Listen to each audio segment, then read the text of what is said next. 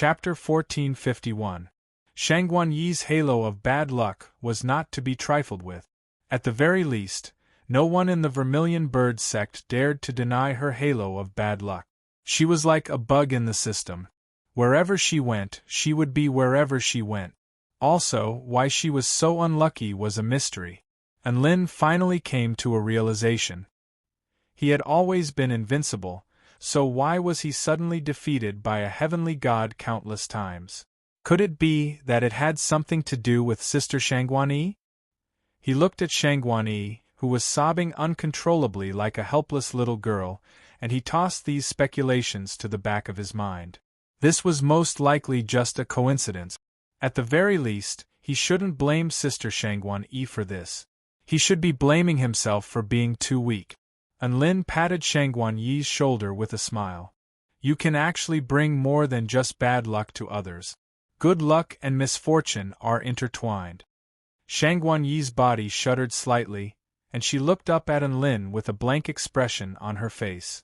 Good luck and misfortune are intertwined? When have I ever brought good luck to others? Lin spoke with a serious expression. Think about it. I encountered bad luck when I entered the Vermilion Bird trial grounds with you. I encountered a black phoenix at the Return to Void Pinnacle stage. But I fought to the death and obtained the Vermilion Bird essence blood after killing him. That blood was a priceless treasure that indirectly saved Xiaolan and gave her a new lease on life. Do you think your misfortune is intertwined with good luck? If it weren't for the fact that you summoned the Black Phoenix, I wouldn't have been able to obtain the Vermilion Bird essence blood. Shangguan Yi was a little taken aback upon hearing this. So, I'm the one who summoned the Black Phoenix? And Lin's expression became even more serious. When I'm with you, all of the bad luck I encounter will be on you. Shangguan Yi. And Lin continued at the sight of her aggrieved expression, of course, all of the good luck I encounter will also be on you. Good luck and misfortune are intertwined after all. Shangguan Yi blinked back the tears in her eyes, and a smile appeared on her face. What a smooth talker. I'm arguing with reason. And Lin continued, as for the Snow Maidens, the heavenly time god wanted to destroy your entire tribe, but I only went to save the Snow Maidens because of you. Didn't the entire Snow Maiden race escape from extinction because of you? Shangguan Yi looked at Lin with a mixture of shame and gratitude. That's because you're a good person. Lin was caught off guard, but he wasn't surprised by this. After all, he was a very good person to begin with.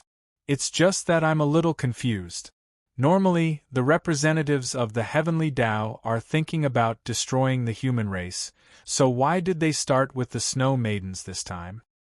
That's because the Snow Maidens are also humans. Shangguan Yi looked up at Lin with her bright, black eyes. The Snow Maidens are humans? Lin's eyes widened in shock. Why are you so shocked? How are the Snow Maidens inhuman? Shangguan Yi pouted with displeasure. They don't have a single man, but they can reproduce normally? You're telling me they're humans? Lin was incredulous. Shangguan Yi blushed slightly. I was a human in my past life, and I felt like men were disgusting, so I hid in the snow mountains to cultivate. In the end, I attained enlightenment, and not only did I change the essence of life, I also invented a method to reproduce asexually. That's how the Snow Maidens came to be. Lin's mouth gaped open. He was even more astonished to hear this than when he heard the Snow Maidens were humans. He knew that Shangguan Yi was the Ice Matriarch in her past life, which meant that not only was she the patriarch of an entire tribe, she had also created an entire tribe. A single person was able to create an entire tribe, and it was a very renowned and powerful tribe on the Tai Chu continent at that. How terrifying was that? By the way, you said you felt like men were disgusting in your past life, so now? Lin turned to Shangguan Yi with a curious expression. Of course not now. Shangguan Yi was very nervous in case Lin misunderstood something, so she added, The Ice Matriarch is the Ice Matriarch, and I am me. I'm different in this life. Lin nodded. Shangguan Yi was indeed different in this life. In fact, she was much more pitiful than she was in her past life. A thought suddenly occurred to him. By the way, we're in such dire straits now. Could there be some unexpected rewards here? Shangguan Yi looked around to find nothing but a vast expanse of golden light. It could be said that aside from the terrifying river, there was nothing else to be found. I don't think so. It's so empty here, what could we possibly find here? Anlin stood up and began to search around. He unleashed his divine sense to find that this space was boundless.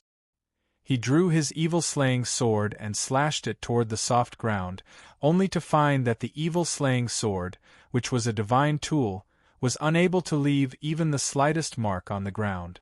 Wait, this doesn't seem to be material. Anlin slashed the ground with his sword. Even though his sword was obstructed, it didn't feel like he had struck any material object. Shangguan Yi stood up. Chen Chen said that this is a peculiar world constructed from the residual power of the heavenly time god. Due to the heavenly time god's death, this place has become an unconscious space. Due to the nature of the heavenly time god, this place is immortal. Anlin's head throbbed upon hearing this. For normal spell techniques, they would disappear on their own after a certain amount of time had passed. However, this spell technique was being unleashed by a freak. It was already dead, but the spell technique was still immortal. This meant that if Chen Chen and the others couldn't find a way to break out of this peculiar space, they would be trapped here forever. No wonder Shangguan Yi said that they were no different from being dead. After all, there was a very high chance that they were going to suffocate to death here. When Chen Chen and the others come back, I'm going to ask him to teach me how to isolate this river of time. I'm going to search for clues in the river as well, Anlin said with a determined expression.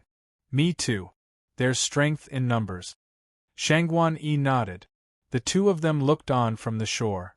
Soon, ripples began to appear in the river downstream. Chen Chen's body gradually rose to the surface with an extremely exhausted expression.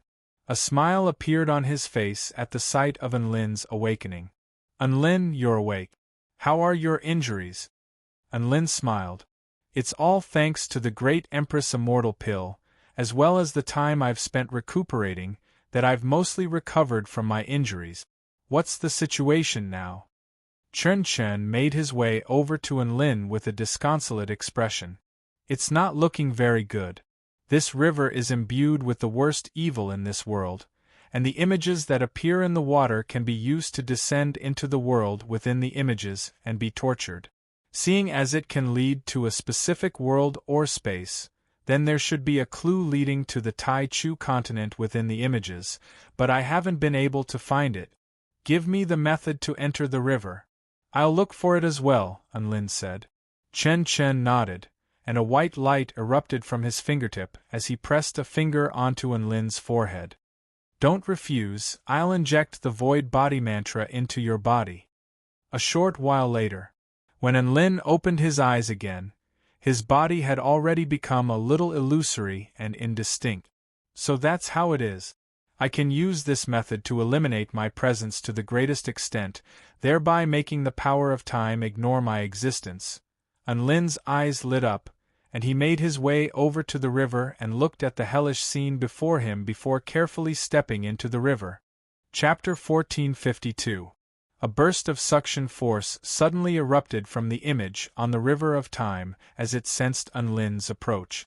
Anlin's heart jolted with shock, but before he had a chance to do anything, the suction force seemed to have lost its target after making contact with his illusionary body.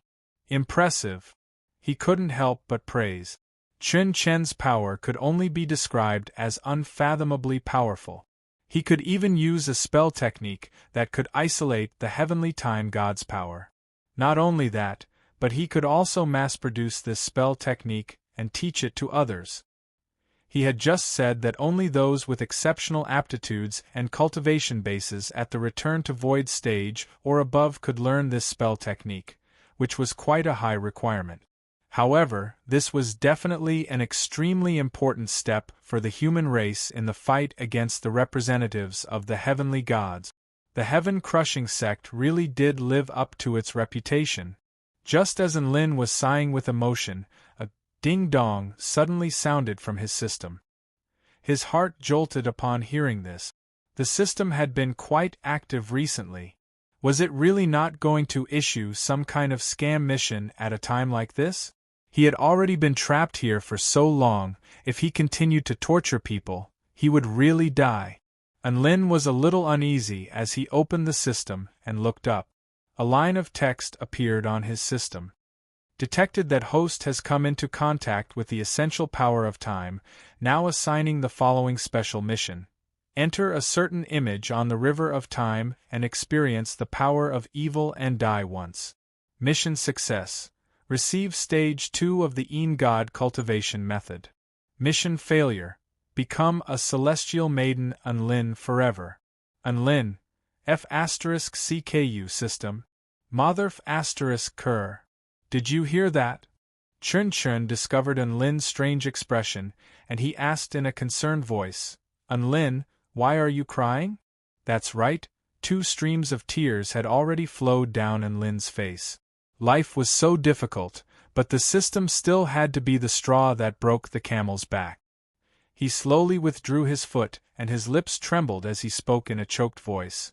If you were given 2 choices, the first would be to enter the image on the river of time and die once. The second would be to become a celestial maiden forever. Which would you choose? Chun's expression shifted drastically. What nonsense are you spouting? Shangguan Yi immediately replied, Of course I choose to become a celestial maiden. Enlin's face darkened. You're a woman, don't talk. Shangguan Yi reluctantly shut her mouth as she turned to look at Enlin with curiosity in her large, bright eyes. Do you have to choose one? Enlin wiped the tears off his face and nodded. Yes.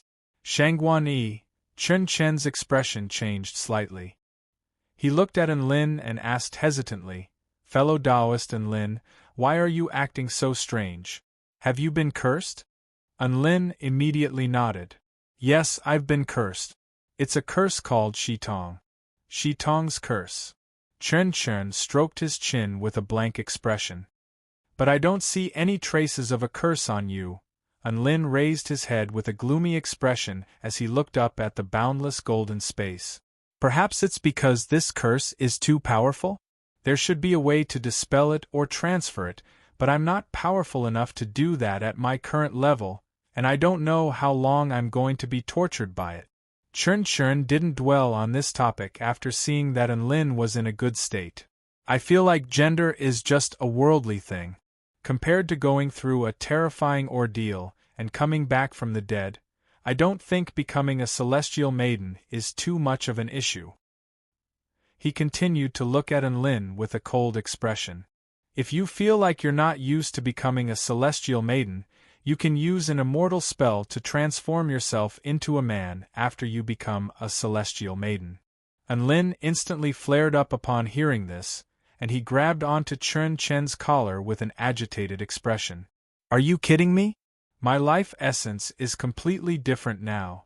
If I become a celestial maiden and then transform into a man, I'll just be lying to myself. Chun's expression remained nonchalant. In my eyes, the only difference between a man and a woman is the way they go to the washroom. Enlin, as expected, this mighty figure was no ordinary person.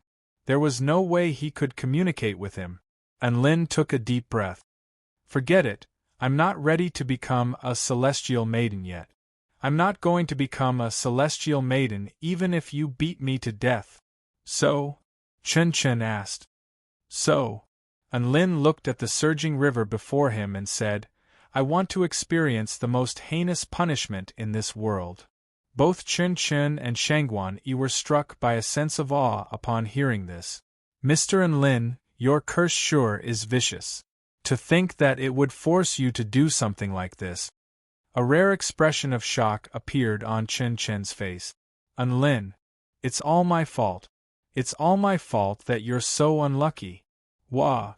Shangguan Yi took the blame for the system and apologized profusely. Enlin was speechless.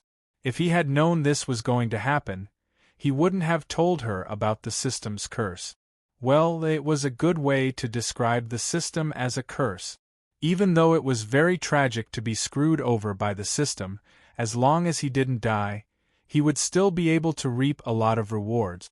With that in mind, he arrived at the edge of the river. Senior student Chen Chen, I've only entered one of the images in the river. Will I really survive if I die in there? Unlin asked. Chen Chen nodded upon hearing this. You probably won't die. After all, the heavenly time god wanted to drag us into this river when she tried to take us down with her. She said that she's going to kill us billions of times, so she's not going to let you off so easily. Unlin's face convulsed upon hearing this. This heavenly time god really is vicious. But this kind of viciousness actually made me feel at ease now. Chen Chen nodded. You just have to activate the void body mantra that I gave you at the instant of your resurrection, and you'll be able to escape from the river. Unlin heaved a sigh of relief upon hearing this. In reality, the system definitely wouldn't issue a mission that required certain death, which was why he was so confident in his decision to enter the river. He stood on the shore and looked at the river. All of the heinous punishments in this world flashed before his eyes. If he were to experience any of them in person, they would leave a shadow in his heart for the rest of his life. His biggest problem now was which one to choose. The system wanted him to die once, and he was choosing how he was going to die. Unlin stood on the shore and looked at the river for a full 10 minutes. If there was such a thing as being skinned and having one's tendons pulled out, he would have jumped in a long time ago. The problem was that there wasn't. All of the tortures displayed on the river were thousands of times more terrifying than being skinned and having one's tendons pulled out. All of a sudden, he was greeted by an extremely refreshing and tranquil image. There was sunlight and grass in the image, creating a very refreshing and natural scene. This was a harmonious and natural scene without any torture. Holy F***ck. Did I just win the lottery? Unlin's eyes lit up as he leaped toward the image. It's you. Chapter 1453. Such a refreshing and natural scene was something that could only be encountered by chance.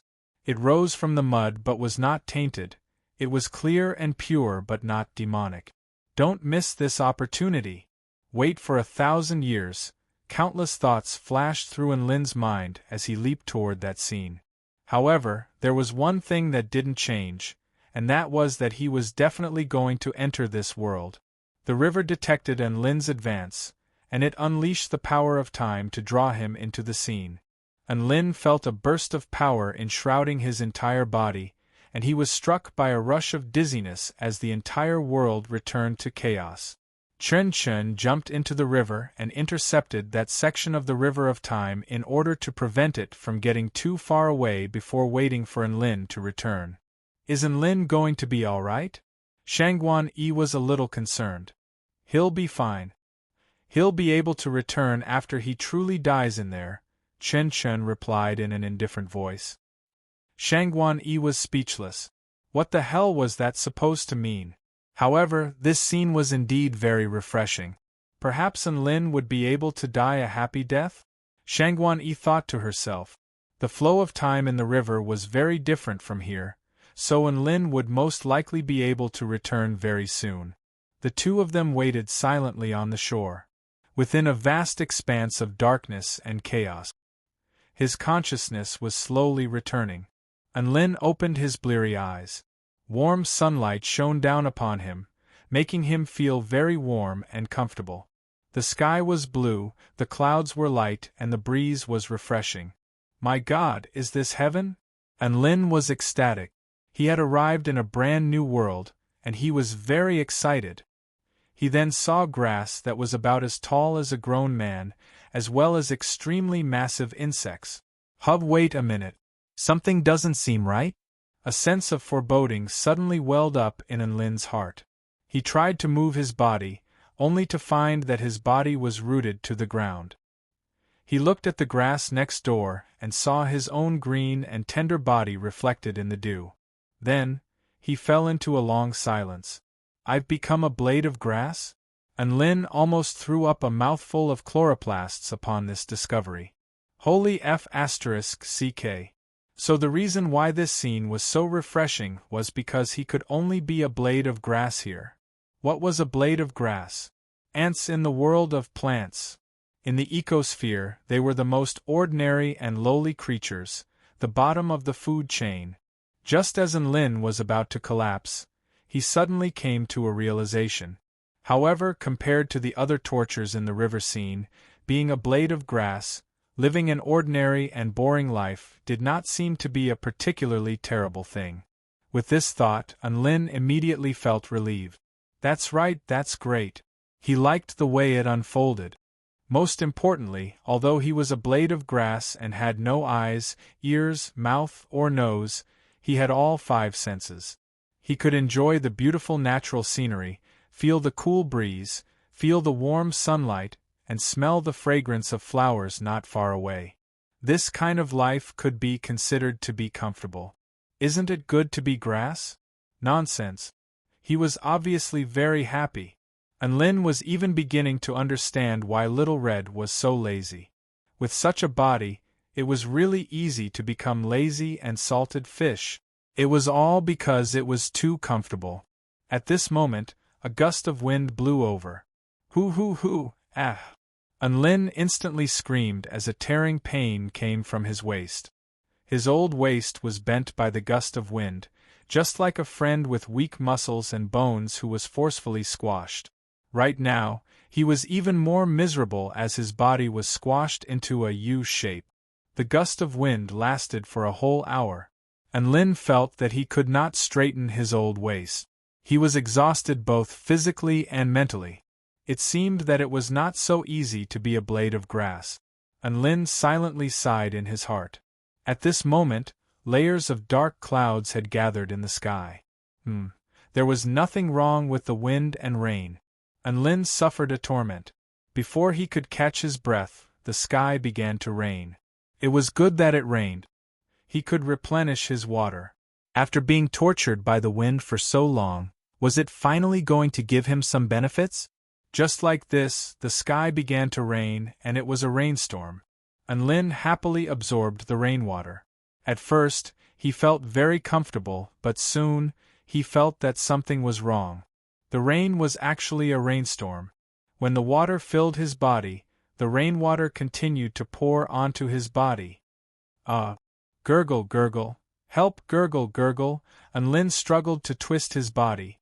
He did not want to drink so much water. But the rainstorm covered the whole world. How could he hide even if he wanted to? The rainwater crazily poured into Lin's body, making him feel like he was drowning. The strong feeling of suffocation made him want to die.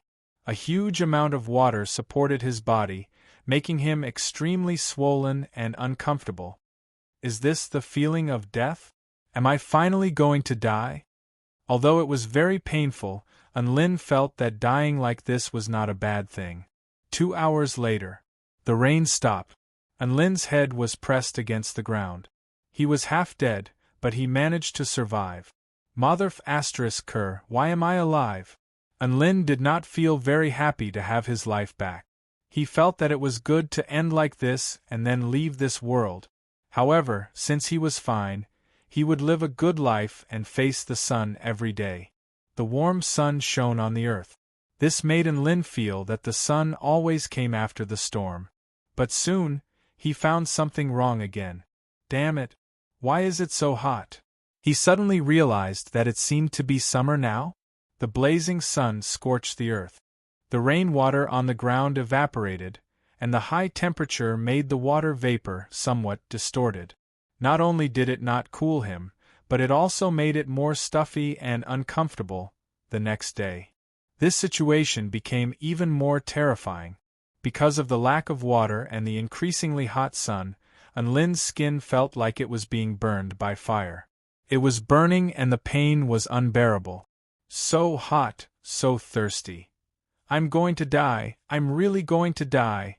Lin's whole body was withered and the water in his body had been dried up. He felt like he was walking alone in the desert. Not only was he very thirsty, but he was also being roasted by fire. He was like a walking corpse, like a mummy. He was wrong. This punishment of becoming a grass was not happiness at all. It was clearly taking his life. The key was that the vitality of the grass was particularly tenacious. Every time, he was tortured to the point of wandering between life and death. In the end, he did not die and continued to endure the torture in this way. Unlin was broken by the strong wind, suffocated by the heavy rain, burned by the scorching sun. He felt like he was going to die every time. Unfortunately, he couldn't move, couldn't resist, and could only endure silently.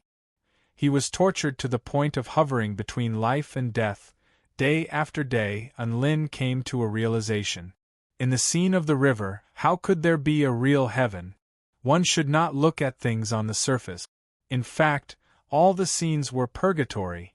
When Unlin thought that this was the limit, something even more terrifying happened. Chapter 1454. Day after day of life and death torture and the threat of nature. Unlin felt that this was painful enough until one day, when he was exposed to the sun. Suddenly, a black ladybug crawled along his body. The stinger pricked his body, making him feel a bit itchy and painful. But that wasn't the main point. It crawled to Unlin's head, suddenly opened its sharp mouth, and pierced in. Ah! Unlin screamed in pain, as if his brain had been pierced. The ladybug was still sucking to its heart's content. Unlin's brain was sucked away by the ladybug. After a period of inhumane torture, the ladybug ate its fill and finally flew away.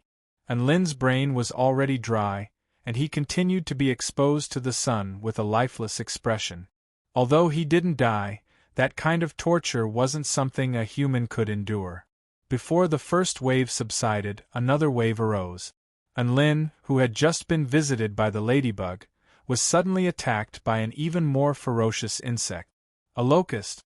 When the locust passed through, not even a blade of grass would grow. The locust was even more violent than the ladybug as it tore at Unlin's body. Unlin's sharp head was eaten by the locust, and his body also felt like it was being torn apart. He was torn to pieces by the locust. Ravaged. The brutal ravaging of the grass path. The experience of having his body torn apart and then being chewed on was simply terrifying. After the locust ate its fill, it left the scarred little grass and behind and flew away in satisfaction. Little Grass And's face streamed with tears. He secretly swore that he would never be a little grass again in his next life. It was one thing to be bullied by the terrifying natural environment, but he was also bullied by all kinds of cruel insects. Was there any justice in this world? Unlin grumbled incessantly as he recovered from his injuries. The intense pain accompanied him, but he couldn't die. The torture was far from over. Not only did the insects bully him, but even the various microorganisms wanted to bully him. Some of the microorganisms made him itch all over, some sucked his nutrients, and some made his body rot. He originally thought that he would only be tortured by nature. Now it seemed that Unlin had been too naive. As the bottom of the food chain, Xiaoqiao could be bullied by anyone. Even if the smallest ant wanted to take a bite out of Unlin, it would take a bite out of Unlin. It would even cast a disdainful glance at him from time to time, but he couldn't do anything about it. Since when had the act-tough Wang experienced such grievances? Even a mere ant could torture him. At this time, Unlin deeply understood that Xiaocao's life wasn't easy. No wonder there used to be a sign hanging in the park, telling people to take care of the flowers and plants and not to step on them. Xiaocao's life was already so difficult, yet you still want to step on her? Did they have to be so cruel? Did they have to be so inhumane? Unlin felt that he had been tortured to the point that he was a little crazy, and his imagination kept running wild. However, this torture was far from over. The torment of the harsh environment, the biting of various insects, and the erosion of microorganisms continued. Unlin felt that he could die several times a day, but he stubbornly survived. This damned tenacity! After countless days of torment, the seasons changed and autumn came. Unlin gradually aged. His tender green body began to turn yellow, and the pain of aging spread throughout his body. Unlin felt that dying of old age was indeed a very good way to die. Things didn't go as he wished. The land was too dry, and it caught fire. The fire spread all the way. Unlin looked at the raging fire with a look of horror, unable to do anything to resist. A blade of grass, under such a terrifying flame, couldn't do anything but accept its fate. Just like that, Unlin actually experienced the feeling of being burned by a raging fire. "Ah, it hurts, help!" Unlin screamed hysterically. The flames scorched every inch of his skin and destroyed every cell. This kind of pain was too terrifying, and it wasn't something that a human could endure. The raging fire burned his body. Unlin finally turned into ashes. He thought that everything was going to end.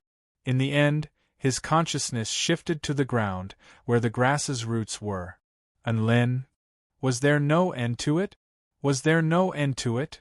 Unlin was on the verge of a mental breakdown as he roared. No one answered him. There were only the bugs and microorganisms underground that continued to bully him. He couldn't die yet, so he desperately absorbed the nutrients underground. The wildfire couldn't burn away the grass, and the spring wind blew again. Unlin experienced countless struggles where he was almost frozen to death before sprouting again. He slowly grew taller and tenaciously grew again. To his astonishment, he discovered that he had grown taller. He was even taller than when he was the tallest last year. Not only had he grown taller, but he had also become stronger. Perhaps this was the physique of a blade of grass. The more it was ravaged, the more resilient it became, and the more powerful it could become. Unlin had become more powerful. Now, he couldn't be called Little Grassin, please call him Big Grassin. He was still exposed to the elements and was tortured by all types of living beings. However, none of this could stop his determination to grow stronger. At this moment, Unlin also saw hope. Hope for transcendence. What would happen if he continued to grow? Would he become a spirit? Or would he become strong enough to resist all kinds of natural harm? With a goal in mind, Unlin worked even harder. Under his indomitable struggle, there was indeed improvement. He was really getting stronger and stronger. Although he would still be bitten all over by the bugs, he had a certain level of resistance to the violent storms and scorching sun. He firmly believed that with his hard work, tomorrow would be better. He was ravaged day by day, but he worked hard to grow day by day. Spring, summer, autumn, and winter, year after year. Unlin became more and more outstanding. He felt that he was not far from becoming a spirit. Once he became a spirit, he would torture the bugs that had bullied him in the past 100 or 1,000 times more. He wanted to kill those ants, ladybugs, sticky bugs, locusts. Unlin had already made up his mind. Why had he worked so hard? Wasn't it because he was waiting for that day to come? Big Grassin thrived and died thousands of times, but the more he was tortured, the fiercer he became. He worked harder and harder, and he was almost about to achieve enlightenment. One morning, the sun was shining brightly. I've endured countless life and death sufferings and put in so much effort. The day is finally right before my eyes. Unlin muttered to himself. This was a counterattack, a legendary counterattack of an existence at the bottom of the food chain. Right at this moment, the sky suddenly darkened. Unlin turned his gaze to the sky and saw a palm covering the entire sky. It was descending and grabbing onto his body, trying to grab him. No! Unlin roared in horror. Whoosh! Extreme pain shot through his entire body. Unlin's body had been uprooted. A voice reverberated in his ears like a demon. This grass is really strong. I can use it to make soup, it should taste good. Chapter 1455. And Chao had never thought that he would be uprooted one day. He had endured countless cruel life and death tortures and struggled through countless life and death situations. He had finally made some progress, only to be uprooted and used to make soup? Shoot the grass that stands out? No. How can the heavens play tricks on me like this? I refuse to accept this. I refuse to accept this. Unlin roared incessantly and was on the verge of a mental breakdown. The most tragic thing was not being trampled upon. Rather, when he finally had a glimmer of hope, the heavens would suddenly descend upon him and crush his hopes. This kind of mental blow was enough to destroy a person. Unlin was still roaring with indignation, but no one paid attention to the anguished wails of a blade of grass. A middle-aged man held a blade of grass in his hand as he hurried home. Unlin was tossed into a basket, upon which there were also a few other vegetable companions in the same plight. He saw that he had been brought into a small house in a manor. "Daddy, you're back? What kind of delicious game did you pick today?" A little girl in plain clothes ran out and pounced on the uncle like a Lolita tiger. "Hey, Shao Qin, we had a good harvest today. I even picked a very large blade of grass with a lot of spiritual energy. I'll make some delicious food for you tonight." The middle-aged man held the little girl in his arms and chuckled. "Yay! Daddy is the best!" the little girl yelled excitedly. The middle-aged man smiled. "Did you cultivate and study hard today?" "Yes, Mommy praised me." The little girl led the middle-aged man into the house and said in a crisp voice, "She praised me for being diligent and learning fast." Within the room, a beautiful woman was busy embroidering. "You're back." The woman smiled warmly. "Shuang stop embroidering and go cook." The middle-aged man placed the basket on the table with a proud expression on his face. "We had a good harvest today, let's have a feast." Unlin silently looked at the vegetable brothers beside him. "What kind of feast is this? There's not even a piece of meat. Are they vegan?" He only came to his senses a moment later and was shocked. "Cooking? Holy f***ck. Isn't he going to kill me?" The woman opened the basket and saw Unlin. She screamed, "Oh my God! What a big stalk of grass! It looks delicious." "Unlin, hubby is the best." The woman hugged the uncle and kissed him excitedly. "I will definitely make this grass tastier than the most delicious meat in the world." "Ha ha ha! Then this is really good news for a vegetarian like me." The middle-aged man also smiled and said proudly, "All living beings are equal. We love other living beings so much, so this blade of grass must be a gift from the heavens." Unlin almost spat out a mouthful of blood. "All living things are equal? Are you not treating me, big grass, as a living being? Were they looking down on grass? I'm still alive, so why should I be eaten by you? Advocate for equality, please go photosynthesize." Unlin was still roaring indignantly, but the woman hummed a tune as she placed his body on the chopping board and cut him into pieces with a kitchen knife. Unlin almost fainted from the excruciating pain of having his body sliced into pieces. He saw his broken body being placed into a pot of oil, and an even more terrifying pain surged through his entire body. One wouldn't be able to understand how terrifying this pot of oil was unless they experienced it themselves. Almost every inch of his skin cracked in the frying process. Unlin screamed in pain as his consciousness gradually blurred. Was this the end of the grass's life? That was what he was thinking. Then, he felt his body being scooped up and placed on a plate. Unlin. He didn't die even after all that? Oh my God! Do you have to bully the grass like this? Unlin was about to go crazy. I've already climbed a mountain of knives and been thrown into a pot of oil, and I'm already cooked. I didn't die even after all that? Am I still grass? Am I king grass spirit? Wait a minute, grass spirit? Unlin thought back to his experience of constantly becoming more powerful.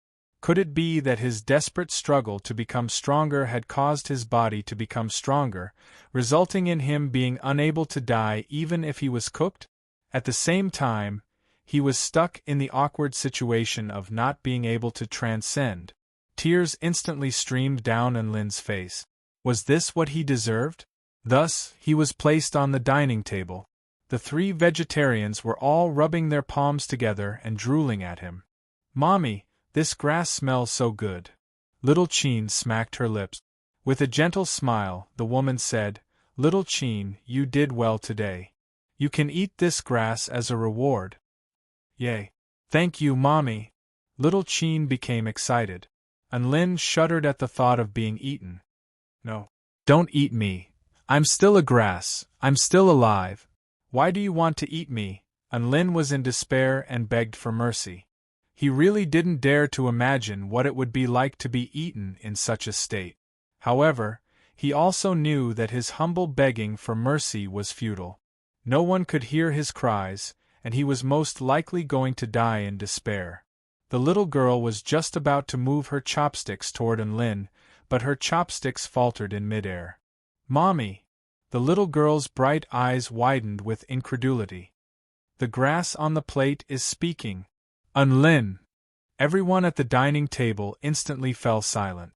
Unlin felt as if he had grasped onto his last straw, and he yelled, "That's right! I'm speaking, I'm still alive, please don't eat me!" What nonsense is this child saying? The middle-aged man's brows furrowed slightly. "Are you serious, Little Cheen?" The woman's expression was equally solemn. The little girl nodded. "Yes. Little Chow said he's still alive and told us not to eat him."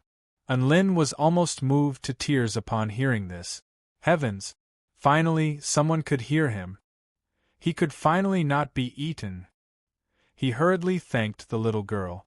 Little Cheen continued, "He also thanked us for not eating him." The woman nodded with a solemn expression. "Little Cheen is a bit deranged." The middle-aged man also had a solemn expression. "Take her to the mental hospital tomorrow. This child has probably encountered a problem with her cultivation." Unlin's eyes widened, and a sense of absurdity surged through his entire body. "Wah! I'm not mentally ill." The little girl was about to cry, and she frantically ate the food on the plate, as if to prove that she wasn't mentally ill. Just like that, Unlin was picked up by the little girl and put into her mouth. His body was stirred by the little girl's fragrant tongue and ground by the little girl's teeth. If he had to describe it, it was like his body had been put into a meat grinder, but his consciousness hadn't disappeared, and the pain was still there. That kind of pain could no longer be described with words.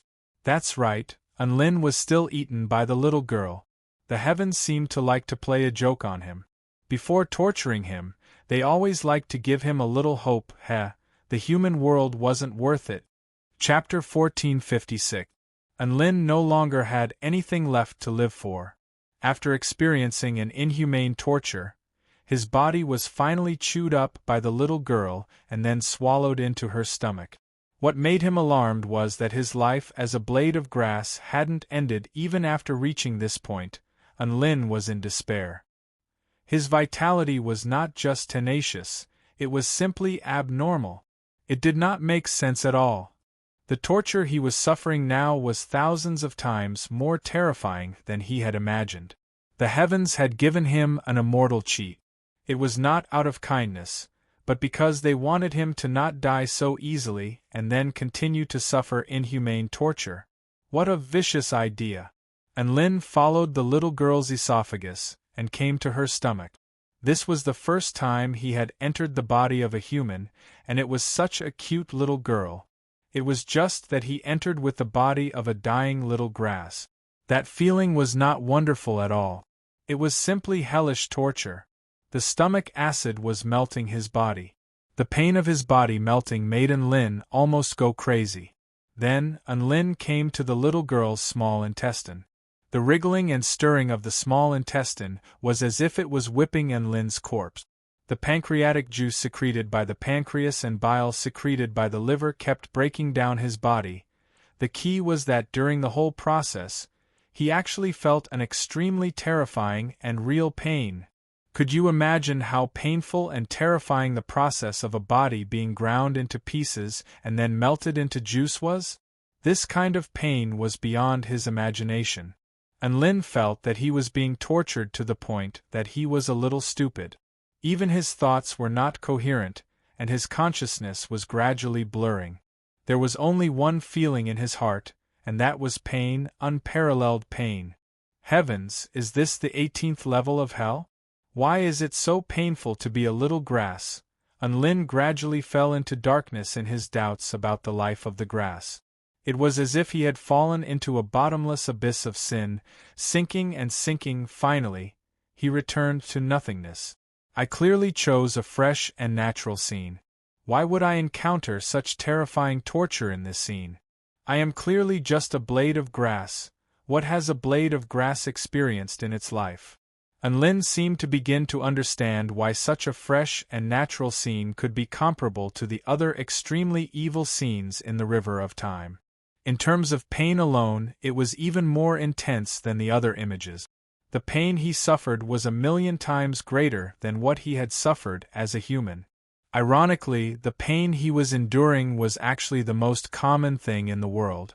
Spring, summer, autumn, and winter, plants withered and flourished.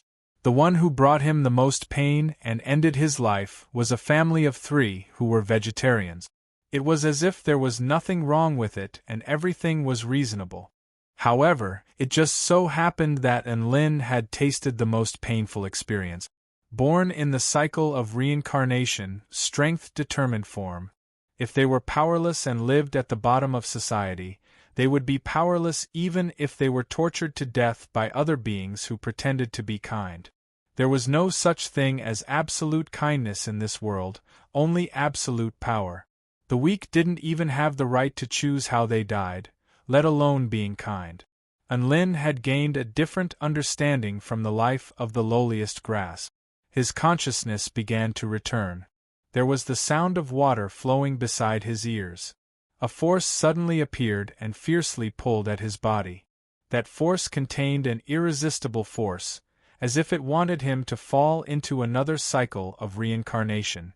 A thought suddenly occurred to Unlin, and he immediately unleashed his void body mantra. His body instantly became illusionary, and the power grabbed onto thin air. Phew! Unlin heaved a sigh of relief as he was almost sucked into another image. How terrifying! He almost went crazy after tasting the most evil punishment in the world once. If he were to experience it again, he might not be able to wake up from the torture. Unlin abruptly rose into the air. Boom! Water splashed violently. Unlin appeared above the River of Time again before drifting down onto the shore. Mr. Unlin. Unlin, are you all right? Chun Chun and Shangguan Yi immediately made their way over to him with concern on their faces. Aside from concern, there was also a hint of admiration on their faces. That's right, anyone who dared to enter the images of the River of Time was extremely bad *SS. At the very least, Chun Chun and Shangguan Yi didn't dare to be as fearless as Unlin. They would rather become celestial maidens than enter the images. I'm all right, I need some time to recover. Unlin instinctively recoiled with a pale expression at the sight of Chun Chun and Shangguan Yi. Chun Chun was a little perplexed. Mr. Unlin, why do I feel like you're a little scared of me? Nonsense, why would I be scared of you? Unlin retorted in a feeble voice. Chun Chun. Unlin, are you all right? Shangguan Yi was a little concerned, and she made her way over to Unlin before asking in a gentle voice. Don't come near me. Don't eat me. Unlin instinctively stumbled back with a horrified expression at the sight of Shangguan Yi's mouth. Shangguan Yi, is this what you mean by I'm all right? What happened in the images? Chun Chun was even more curious upon seeing this. They knew that Unlin had to have experienced some kind of tragedy to have become like this. Unlin retreated a distance away and swallowed an immortal pill to calm himself down before speaking with lingering fear in his heart. I became a blade of grass there. A blade of grass? Chun Chun murmured. Isn't that pretty good? Shangguan Yi expressed her opinion. Pretty good? A tragic smile appeared on Unlin's face. That's what I thought as well.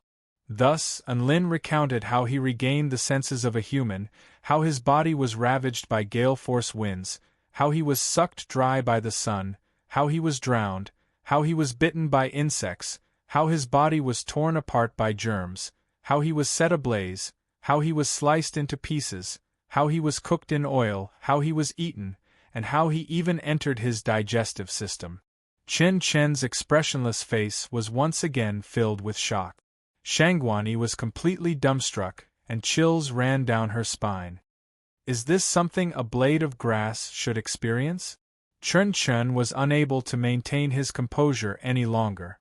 At the same time, he was feeling a little relieved that he had resisted the urge to use his own body to try out the images. Unlin. Tears welled up in Shangguan Yi's eyes. It's all my fault. This senior sister was trying to take the blame on herself again. Tears welled up in Unlin's eyes as he recalled his own experiences. I don't even know how I survived all these years. Right at this moment, a fragrant scent wafted toward him. A soft and cool body pressed itself against him.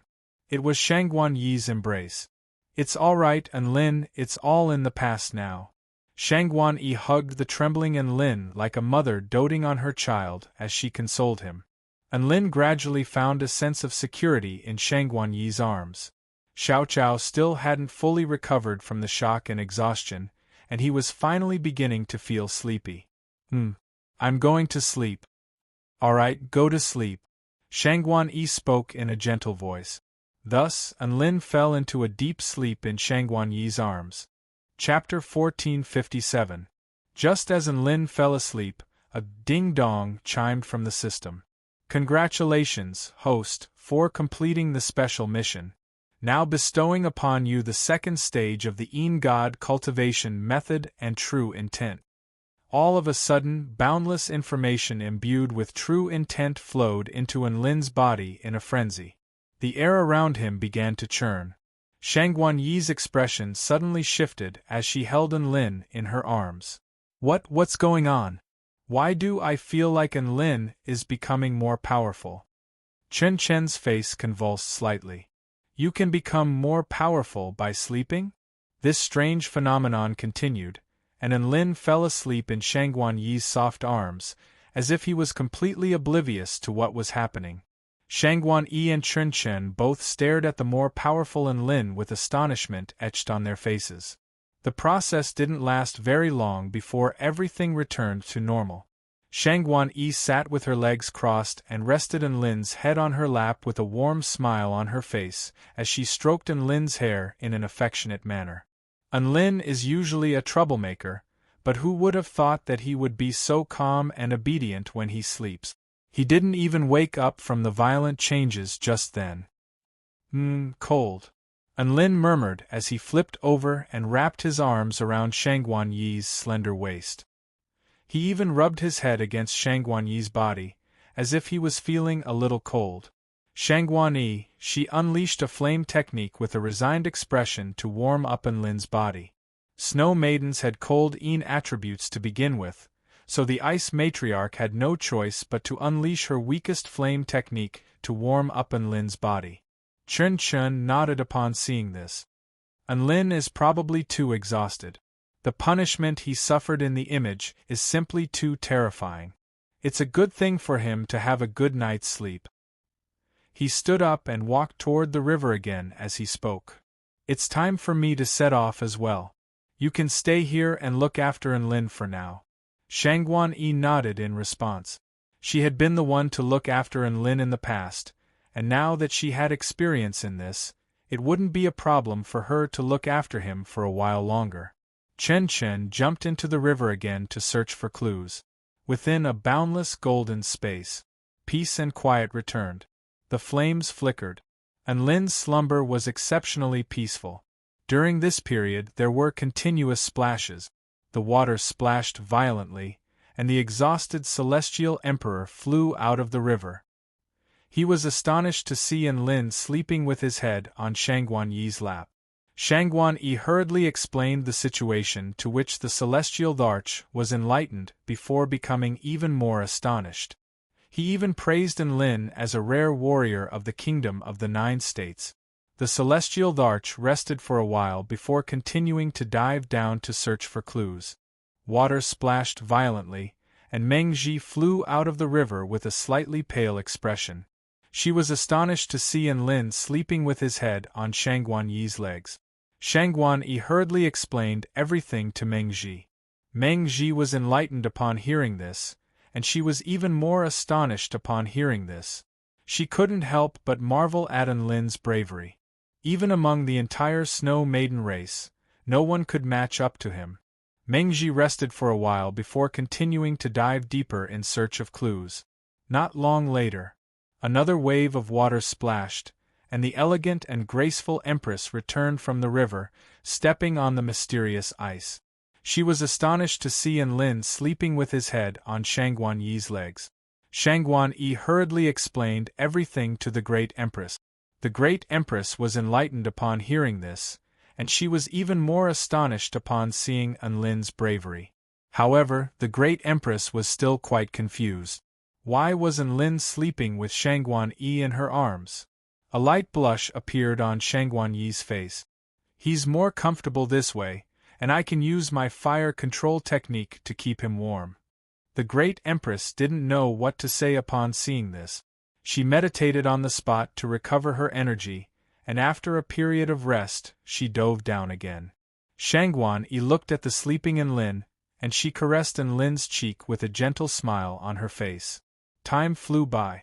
2 days later, Enlin finally began to awaken. When he woke up, he was greeted by the sight of an extremely beautiful woman.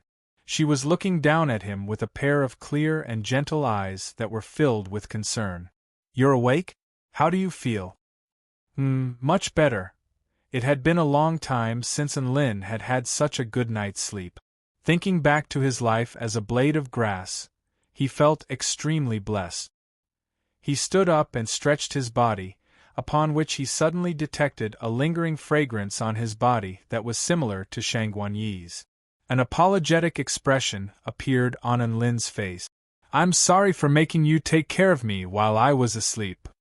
"It's all right, as long as you're all right." Shangguan Yi's smile remained on her face. Enlin felt as if all of his fatigue had been completely swept away, as if this nap had some kind of miraculous power that could cleanse his body of all negative effects. Of course, the painful memories of his time as a blade of grass had left a deep scar in his mind, and he felt like he would never be able to forget it for the rest of his life. Enlin then turned his attention to his system to find that he had already obtained the second stage of the God cultivation method, as well as the Heavenly Ghost Palm. The Heavenly Ghost Palm was imbued with extremely powerful type power and was constructed from the resentment of billions of malicious ghosts. When unleashed at full force, it could inflict excruciating pain upon its opponent. As he became more powerful, he would even be able to unleash the power of the River of Time. Even Enlin couldn't help but draw a sharp intake of breath upon seeing this. This spell technique of his seemed to be a little dangerous? He didn't know whether it was powerful or not, but when it came to torture, his Heavenly Ghost Palm was definitely the most powerful spell technique he knew. The reason for this was that he had experienced the Heavenly Ghost Palm in person, so he knew just how terrifying it was. It was definitely the most terrifying form of torture in this world. "If I want others to go to hell, I have to go to hell first?" Enlin murmured to himself. The system wanted him to know just how bad *SS its spell technique was, so it had to let him experience it first? Of course, this was only his speculation. Perhaps the system wanted to enter the River of Time and enter that world through Enlin so that it could absorb something and analyze something? Or perhaps the system was just trying to screw him over. Enlin's heart sank again with this in mind. He tried to divert his attention. "By the way, how long has it been since we entered this strange space?" Shangguan Yi blinked and thought for a moment before replying.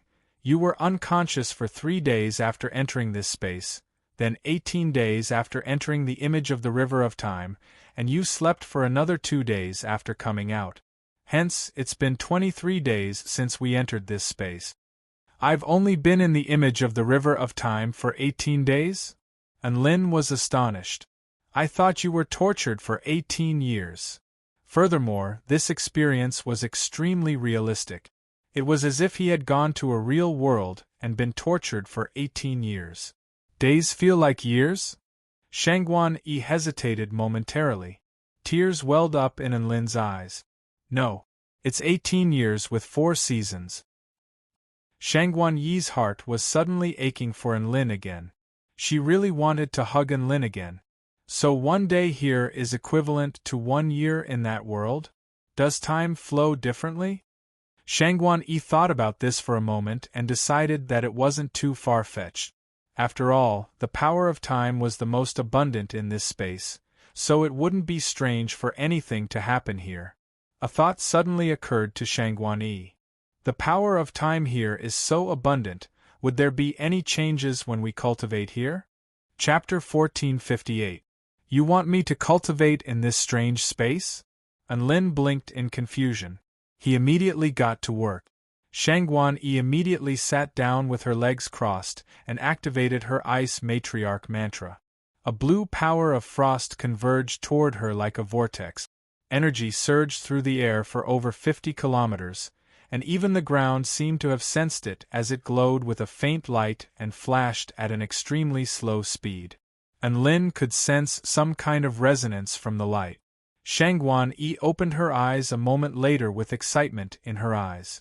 As expected, the flow of energy here has also accelerated after the power of time has become more concentrated. Cultivating here with the Ice Matriarch mantra is several hundred times faster than it was before. Several hundred times faster? Enlin drew a sharp intake of breath. He knew what this entailed. This meant that they had arrived at a superb cultivation paradise. Fortune and misfortune really do come hand in hand. Shangguan-Yi was extremely touched as she turned to Enlin with glowing eyes. Hurry up and cultivate with me. This is a rare opportunity. Fortune and misfortune? Enlin's lips twitched slightly. Fortune and misfortune were the same for her, but not for him. He didn't know how to cultivate normally, so this type of cultivation was completely useless to him. Enlin? What's wrong? Why do you look so pale? Shangguan-Yi was just elated to discover that Enlin seemed to be a little distressed.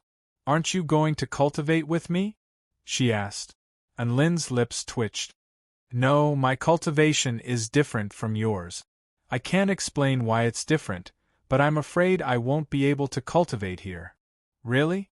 That's a pity. Shangguan-Yi turned to Enlin with a sympathetic expression. Is there anything I can help you with? You can't just bring a few Tao integration stage super mighty figures here to be beaten into submission by me, can you? Enlin spoke with a speechless expression. He was quite frustrated at the thought of how he had to beat 9 Tao integration stage super mighty figures into submission in order to progress to the return to void intermediate stage. Every time he battled a Tao integration stage super mighty figure, he would have to risk his life 9 times now. One had to realize that he was only a mere return to void stage cultivator. Bringing a Tao integration stage super mighty figure here? Shangguan-Yi's mouth gaped open slightly, and she blinked with a hesitant expression. Aren't the Great Empress and the Celestial Larch only at the Tao integration stage? When Enlin heard this, he was stunned for a moment before his eyes lit up. Yes. Why didn't he realize it? Weren't the Celestial Larch and the Great Empress only Tao integration stage super mighty figures? Wouldn't I be able to complete the mission by beating them into submission? He kept looking into the distance, almost forgetting that he had mission materials beside him. Enlin came to a sudden realization, and he looked at Shangguan-Yi with excitement and gratitude. This is great. You've opened a door to a whole new world for me. Shangguan-Yi pursed her lips into a smile upon seeing Enlin's elated expression. Before long, the Celestial Larch and the Great Empress returned from the River of Time. How did it go? Did you find any clues? Enlin made his way over to them. A little. I can sense a spatial flaw in each and every world. Perhaps if we gather our power, we can break through the barrier between the worlds and force our way into that world, the celestial Dharch replied. Unlin was ecstatic upon hearing this. This was indeed a major breakthrough. If he could break through the world and force his way into it, then he wouldn't have to transform into a blade of grass to enter that world. The great Empress also chimed in, I've discovered that there's some kind of connection between all of the worlds in the images. It's like an extremely massive formation that's formed naturally. All of the worlds in which the images are situated are independent yet interconnected, like planets in the starry sky. With so many planets gathered together, it's like a sea of stars. A sea of stars. Unlin thought about this for a moment before his eyes lit up. The sea of stars is boundless and boundless, but there's always a pattern to it. Just like how galaxies always have a center and an edge. The Taichu continent is the center of this world, so it's very likely that the center of all of these images is. That's right, it's the world of the Taichu continent. The great Empress nodded. This was a major discovery. This discovery ignited hope in everyone's hearts. During their break, Unlin made a request to the great Empress and the celestial Dharch. You want us to fight you? The celestial Dharch was astonished. And then pretend to be beaten into submission by you? The great Empress also stared at Unlin with incredulity on her face. Unlin nodded with an extremely solemn expression.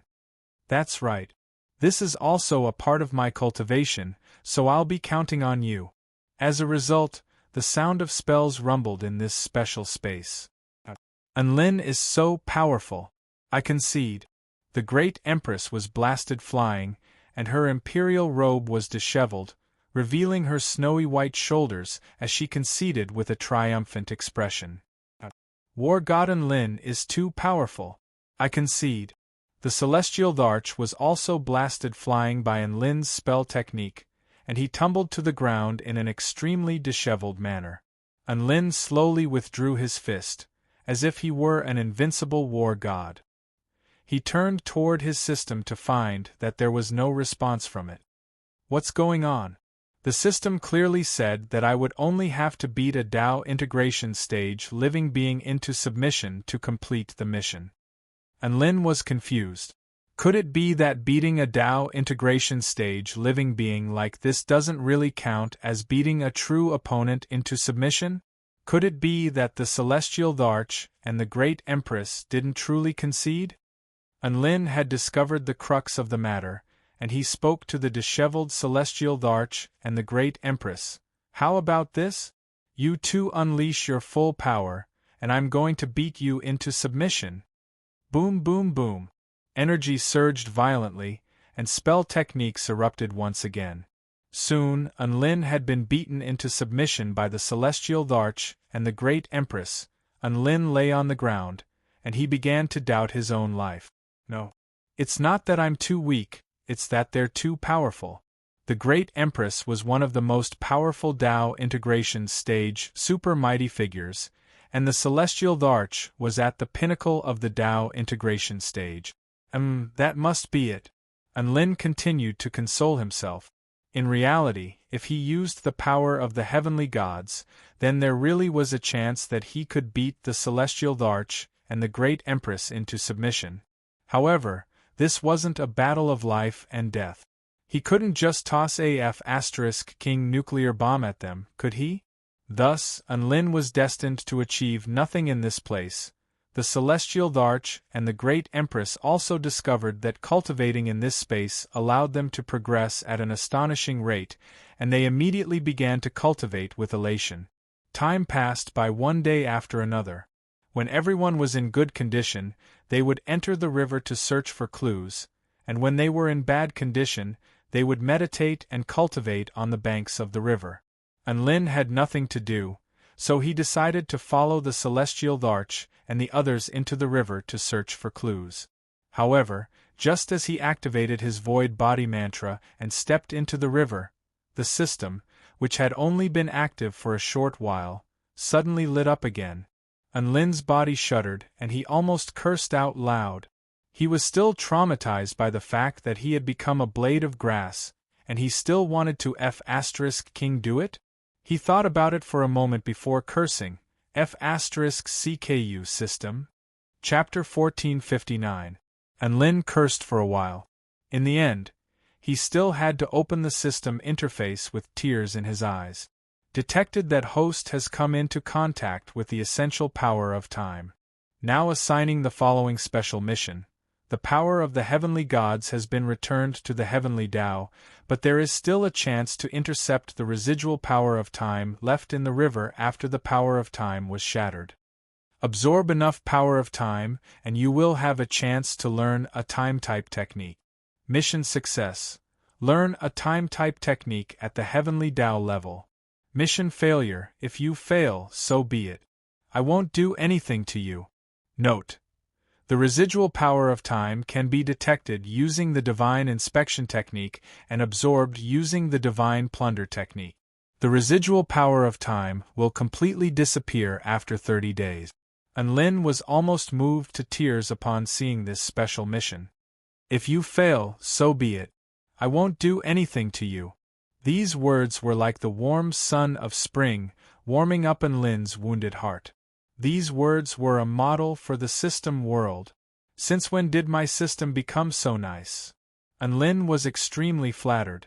Could it be that the system couldn't bear to issue him a punishment mission after seeing him turn into a blade of grass? In any case, this was a good thing.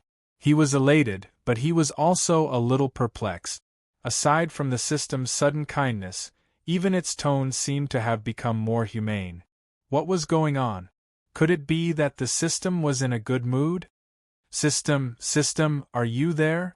Lin asked in his mind. Silence reigned. Lin heaved a forlorn sigh.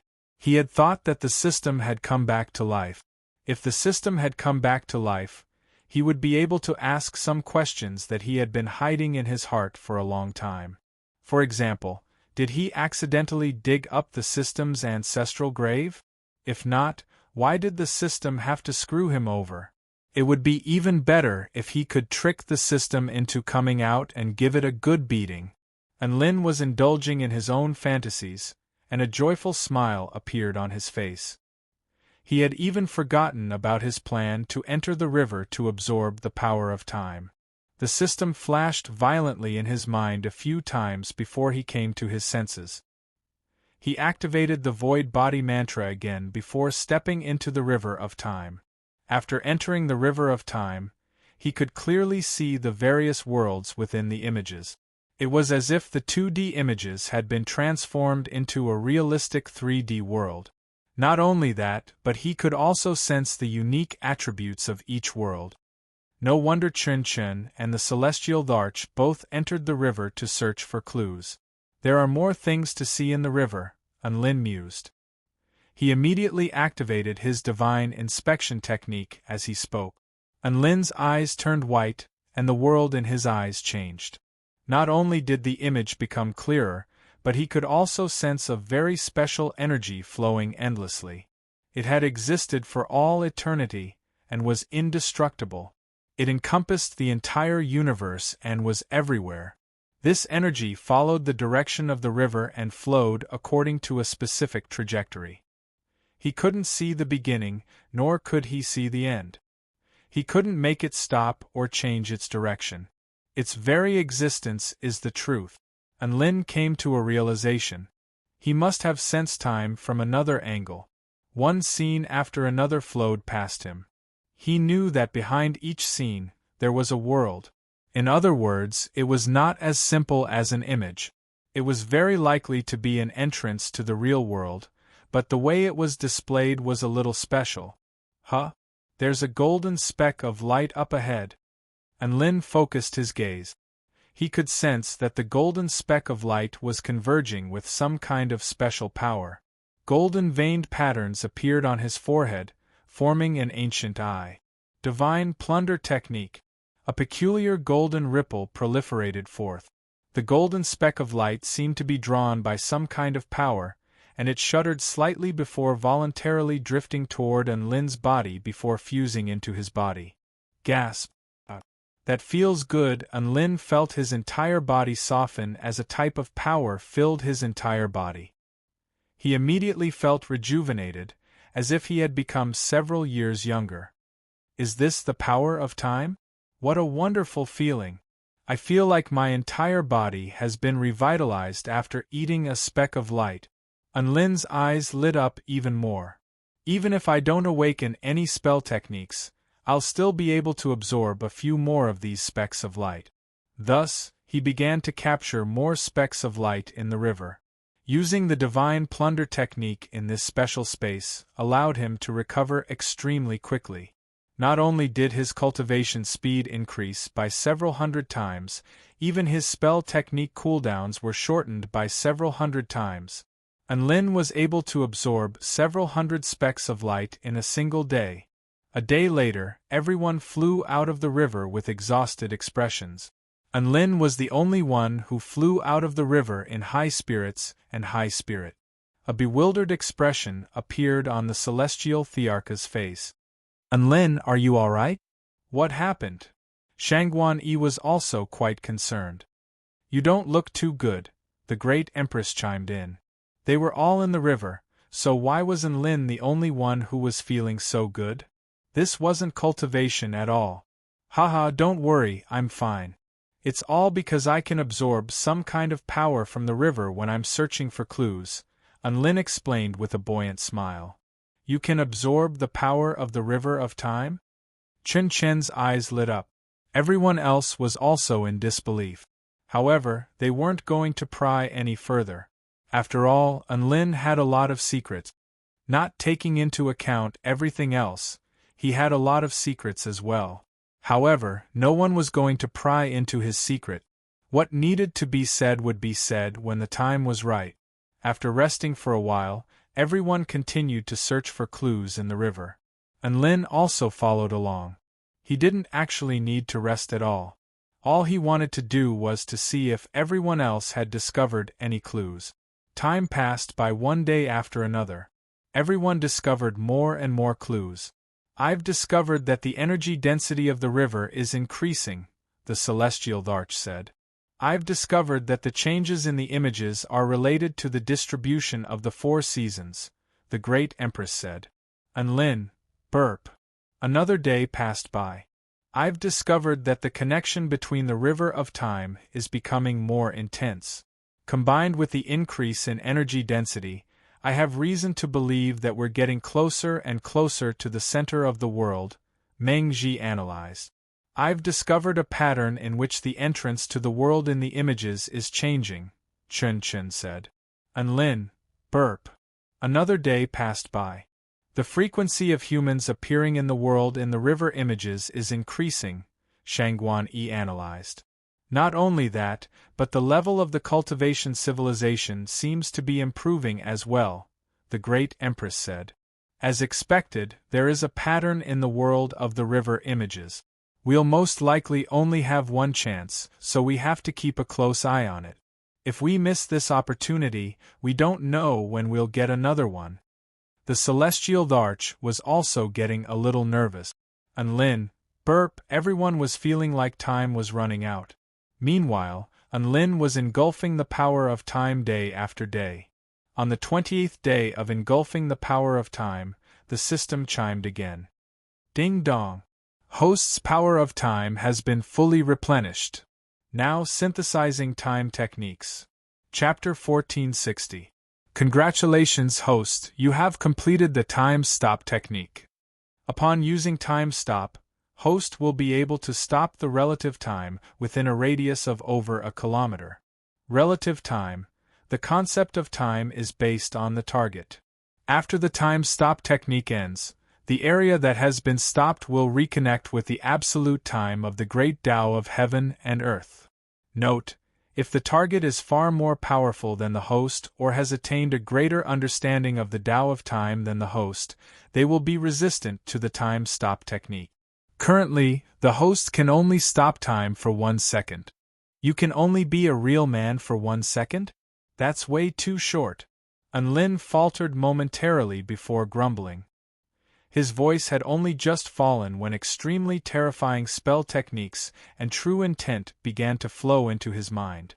This was the first time Lin had obtained such a profound time spell technique, and the enormous amount of information almost burst through his mind. It was no less terrifying than the Heavenly Tao series of techniques. After a long while, he finally mastered the time stop technique. It was also at this moment that he discovered just how powerful this technique was. What could he do in 1 second? He could do a lot of things in 1 second. He could swing his sword hundreds or even thousands of times. In a battle between powerful beings, victory or defeat could often be decided in an instant. Time stop was very similar to spatial seal in that both techniques could stop one's opponent on the spot.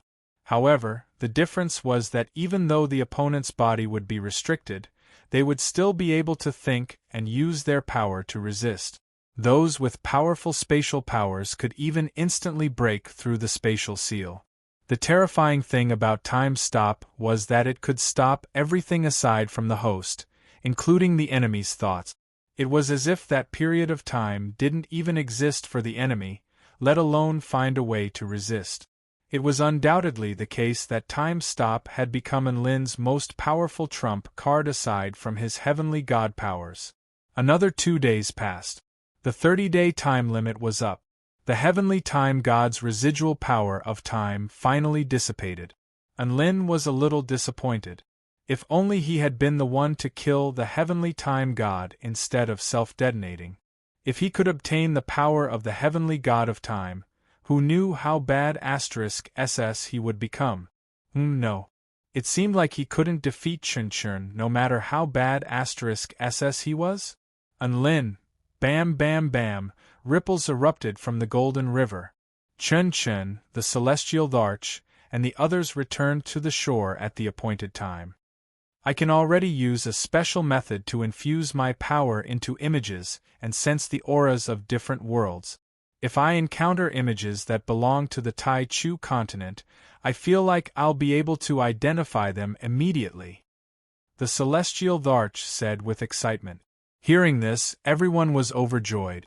After analyzing the characteristics of countless worlds in the Tai Chu continent, I can roughly deduce that the world of the Tai Chu continent will appear in about 50 days, Chun continued. Through analyzing the characteristics of countless worlds, such as the evolution of energy, the transition of civilizations, the culture, and the patterns of heaven and earth, I can roughly deduce that the world of the Tai Chu continent will appear in about 50 days. This sentence made everyone even more excited. This meant that they had a chance to escape in 50 days. I've also discovered something. The river is flowing faster and faster. If the Tai Chu continent is going to appear in 50 days, then it's very likely that we'll have less than a second to enter the image, Lin analyzed. The air suddenly fell silent. Chen, the great empress, and the others all stared at him in astonishment. Why are you looking at me like that? Lin felt a little pain in his liver. You're analyzing the river of time now? Meng Ji was in disbelief. You're not burping anymore? The celestial Dharch was perplexed. Are you hungry? Shangguan Yi asked with a concerned and gentle expression. Lin, what kind of person do you think I am? Do you think I'm the type of person who only cares about eating every day? Lin's expression darkened with indignation. Everyone fell silent, but they could tell from Lin's expression that he wanted to say, You're not. You've been burping for an entire month, and now you're suddenly not burping anymore. I'm really not used to it. A faint smile appeared on Shangguan Yi's face. Lin clasped a hand over his chest. What a heart-wrenching sight. He paused for a moment before replying with a serious expression, All right, I won't absorb any more energy for all of you. From this day forth, I'll dedicate my youth to returning to the Tai Chu continent. Great! We've finally gained a new ally. The celestial Dharch clapped his hands. Everyone else applauded enthusiastically upon seeing this. Lin felt as if he had been stabbed by a sword. Another capable member of the team? So they didn't treat him as a teammate? He had actually been absorbing the power of time with all his might in order to awaken his time spell technique as soon as possible, and he wanted to see if his new spell technique would be of any use here. After all, this was a space that was related to the power of time. He was doing this for his teammates. Unlin heaved a forlorn sigh. He wasn't trying to make his teammates understand his intentions, all he wanted was to do his best. Thus, the celestial Dharch, Chen Chen, Unlin, Mengji, the Great Empress, and Shangguan Yi entered the river of time again to search for patterns and clues. Time continued to pass by. Everyone was getting more and more prepared. Due to the exceptional cultivation environment, everyone's cultivation bases had also progressed significantly. In particular, Shangguan Yi had attained phenomenal success in her Ice Matriarch Soul Aura, thereby allowing her to successfully summon the power of the Ice Matriarch. In other words, she was already a mighty figure at the Return to Void Pinnacle stage. With a portion of the power of the Ice Matriarch, she could even hold her own against a Tao Integration stage super mighty figure. From this day forth, all Snow Maidens would automatically submit to Shangguan Yi upon seeing her, including the Great Empress and Mengji. This was actually quite a joyous development for them. Shangguan Yi was able to make a breakthrough here and summon the power of the Ice Matriarch that she had left on the Tai Chu continent. This proved that this alternate space was connected to the Tai Chu continent. They could use this world to escape from this space. If it weren't for the fact that they didn't know when the Tai Chu continent would appear again, they would want to stay here and cultivate for a while longer. This was hundreds of times the rate of cultivation. This was heaven. Soon, the day that Chen Chen's projection of the Tai Chu continent appeared finally arrived. All 6 of them stood above the river and stared intently at the images flashing past their eyes. Everyone was extremely nervous as they only had a split second of opportunity. Soon, everyone was greeted by a peculiar image. Darkness took up almost the entire image, and countless humans in white Taoist robes were howling with anguish within the black mist. They were in extreme pain, and they seemed to have gone insane as they tore open their own bodies bit by bit with their bare hands. These are the uniforms of our Celestial Court Enforcement Team. The Celestial Thearch's expression became extremely dark upon seeing this, as if he were a volcano that was about to erupt at any moment. At this moment, a white dot landed on a certain spot in the image. This was a spot that Chen Chen had set up for everyone to forcefully open up the passageway between the world. Boom boom boom boom, in an instant. The second in command of the heaven-crushing sect, the High Priestess, the Great Empress, the Ice Matriarch, and Enlin unleashed their most powerful attacks at the same time. Terrifying spell techniques that could destroy heaven and earth.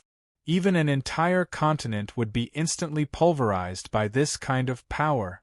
Kacha, a spatial rift began to appear on the image, from which a faint spatial power emanated. Go! Chen Chen suddenly roared. All 6 of them flew into the spatial rift at the same time. Chapter 1461. Enlin and the others fell headfirst into the fissure. An extremely powerful spatial power enshrouded their bodies, and at the same time, it was imbued with explosive power that seemed to be repelling them. This power was extremely violent, as if it were trying to tear their bodies to shreds. Everyone immediately unleashed defensive techniques to protect themselves. Thankfully, even the weakest among them was at the Return to Void Pinnacle stage, so they were able to resist the backlash from this spatial power. Countless amounts of energy flashed behind them. They were actually traveling through the fissure at an extremely fast speed, and they were traveling faster and faster, to the point where even their bodies were beginning to twist and contort. Whoosh! Enlin was struck by a rush of dizziness. In the next instant, the sound of something shattering erupted. He even plummeted to the ground. Bam! Ow! Enlin was clearly lying on the ground, but another person had crashed into him from behind. It was warm, and there were 2 lumps of softness on his back. I'm sorry, Shangguan Yi crawled up from Enlin's back with an apologetic expression. Bam bam bam. There were a few more sounds of things crashing down. Everyone fell to the ground. Both the Great Empress and the Celestial Larch had created craters in the ground. Thankfully, there were no onlookers. Otherwise, it would be extremely embarrassing for them to return to this place. Where is this place? Unlin looked around to discover that this was an inky black secret chamber. The Celestial Larch slowly made his way toward a circular spell formation before picking up a few blood-stained and tattered pieces of clothing from the ground with a thunderous expression. Everyone was reminded of the cultivators who had been tortured to the point where they wished they were dead. They were in so much pain that they went insane. They tore apart their own flesh and blood without even realizing it. And this was just the beginning. Now, even their bones had disappeared, and only some clothes were left. One could imagine how horrifying the torture they were going to face in the future. These are all uniforms of the Celestial Court Enforcement Team, the Celestial Larch said in a low voice. Unlin's expression also darkened upon hearing this. He had a certain level of attachment to the Celestial Court Enforcement Team, and it could be said that they were colleagues. He was extremely enraged at the sight of what had happened to them. The Celestial Larch released his divine sense to scan the surroundings, but he didn't find any other clues, so he said, "Let's go out and have a look." He opened the door to the secret room and found a spiral staircase leading up. Boom! The door was sent flying by Enlin's true chi. Heaven and earth finally appeared before everyone's eyes. They discovered that their previous location was actually the basement of an altar. It was now nighttime. The stars shone brightly and the two moons hung high in the sky. In the middle of a circular altar, there was a strange beast skull. The skull was like that of a dragon or a phoenix. Its face was ferocious and ruthless, and there was a row of densely packed bloody teeth in its mouth. It was still emitting an extremely dense aura of death. Green flames flickered around the skull, making it look rather strange. This is the skull of a mighty figure at the return to void pinnacle stage of the sinister spirit beast cesspool. Could it be that we're in the sinister spirit beast cesspool right now? The Great Empress' eyes narrowed slightly. No, the position of the star is wrong. Where I am? Chen was confused. Billions of stars appeared in the celestial Thearcha's eyes. It's the kingdom of the 9 states. Everyone's expressions turned cold when they heard this. The sinister spirit beast cesspool had massacred the enforcement team of the Celestial Court in the kingdom of the 9 states, and they had even set up a sacrificial altar. This was completely unheard of. Did those beasts have a death wish? Weren't they afraid that the emperors of the Celestial Court would slaughter all of them? The Celestial Larch suddenly turned toward a certain direction. There's a peculiar divine light in the southeast direction, as well as an extremely unfamiliar energy fluctuation. It doesn't seem to be from any tribe that I know of. The Great Empress also turned toward that direction with a reminiscent expression on her face. That's the strategic location of the Wind Plain State, the Falling Dragon Abyss. The Snow Maidens also fought their way to that place during their most powerful era, only to be crushed by the emperors of the Celestial Court. Chen pulled out a disc with divine symbols inscribed all over it with a grave expression. Heaven and earth have changed, and this is an extremely drastic change. For safety's sake, let's conceal ourselves and not reveal ourselves. We'll reveal ourselves once we've ascertained the situation. Everyone nodded upon hearing this. Unlin was still a little perplexed. It had only been 100 days, and the beast tribes of the sinister spirit beast cesspool had already become this arrogant? Just what had happened during the 100 days that he had been away? In the Wind Plain State of the Kingdom of the 9 State. Within the Falling Dragon Abyss. The mountain range stretched as far as the eye could see as the eyes of a boundless dragon. At the center of the dragon's body, the green lake water was like a dazzling dragon pearl. A massive palace over 10,000 feet tall exuding a holy white divine light sat beside the green lake water, emanating a divine light that illuminated a radius of over 100 kilometers. In front of the massive palace, There were over 10,000 buildings of different sizes, all of which formed an extremely grand and spectacular cluster of buildings. If a passerby were to see this, they would think that this was a first-rate immortal holy land inhabited by many mysterious immortals.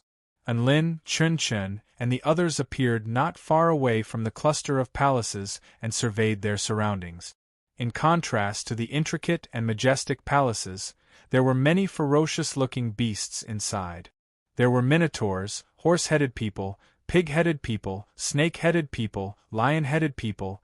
They were most likely extremely massive mutant beasts in the past, but now they had all transformed into beastmen and were moving about in humanoid forms.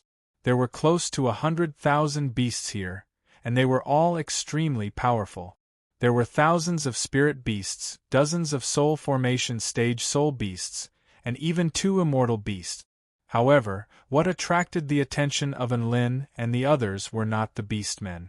Instead, it was the living beings that the beastmen had to bow respectfully to upon encountering them. They had white hair, white skin, and golden eyes. Regardless of whether it was in terms of body shape or appearance, they were quite similar to humans. These living beings wore white robes, and each and every one of their movements was elegant and graceful, as if they were natural-born nobles with a holy and regal aura. They looked at the beastmen with no disdain in their eyes, but it was as if they were looking at beings of a lower level. There was only benevolence and majesty in their eyes. There were only a few thousand of these peculiar living beings, and all of them exuded extremely unfamiliar energy fluctuations. What kind of living beings are these? Enlin's eyes narrowed as he asked in a low voice. He had never seen such a race in the Tai Chu Continent Encyclopedia of Species. The celestial Dharch, who had lived on the Tai Chu continent for countless years, was also perplexed. I'm not sure either. They don't seem to be living beings from the Tai Chu continent. Right at this moment, a massive white eagle with a wingspan of over 10,000 feet descended from the sky with a golden cage on its back. Master Celestia, I've captured 200 humans from the Kingdom of the Nine States United Army. The white eagle landed in front of an extremely massive palace before bowing its head in an extremely respectful manner.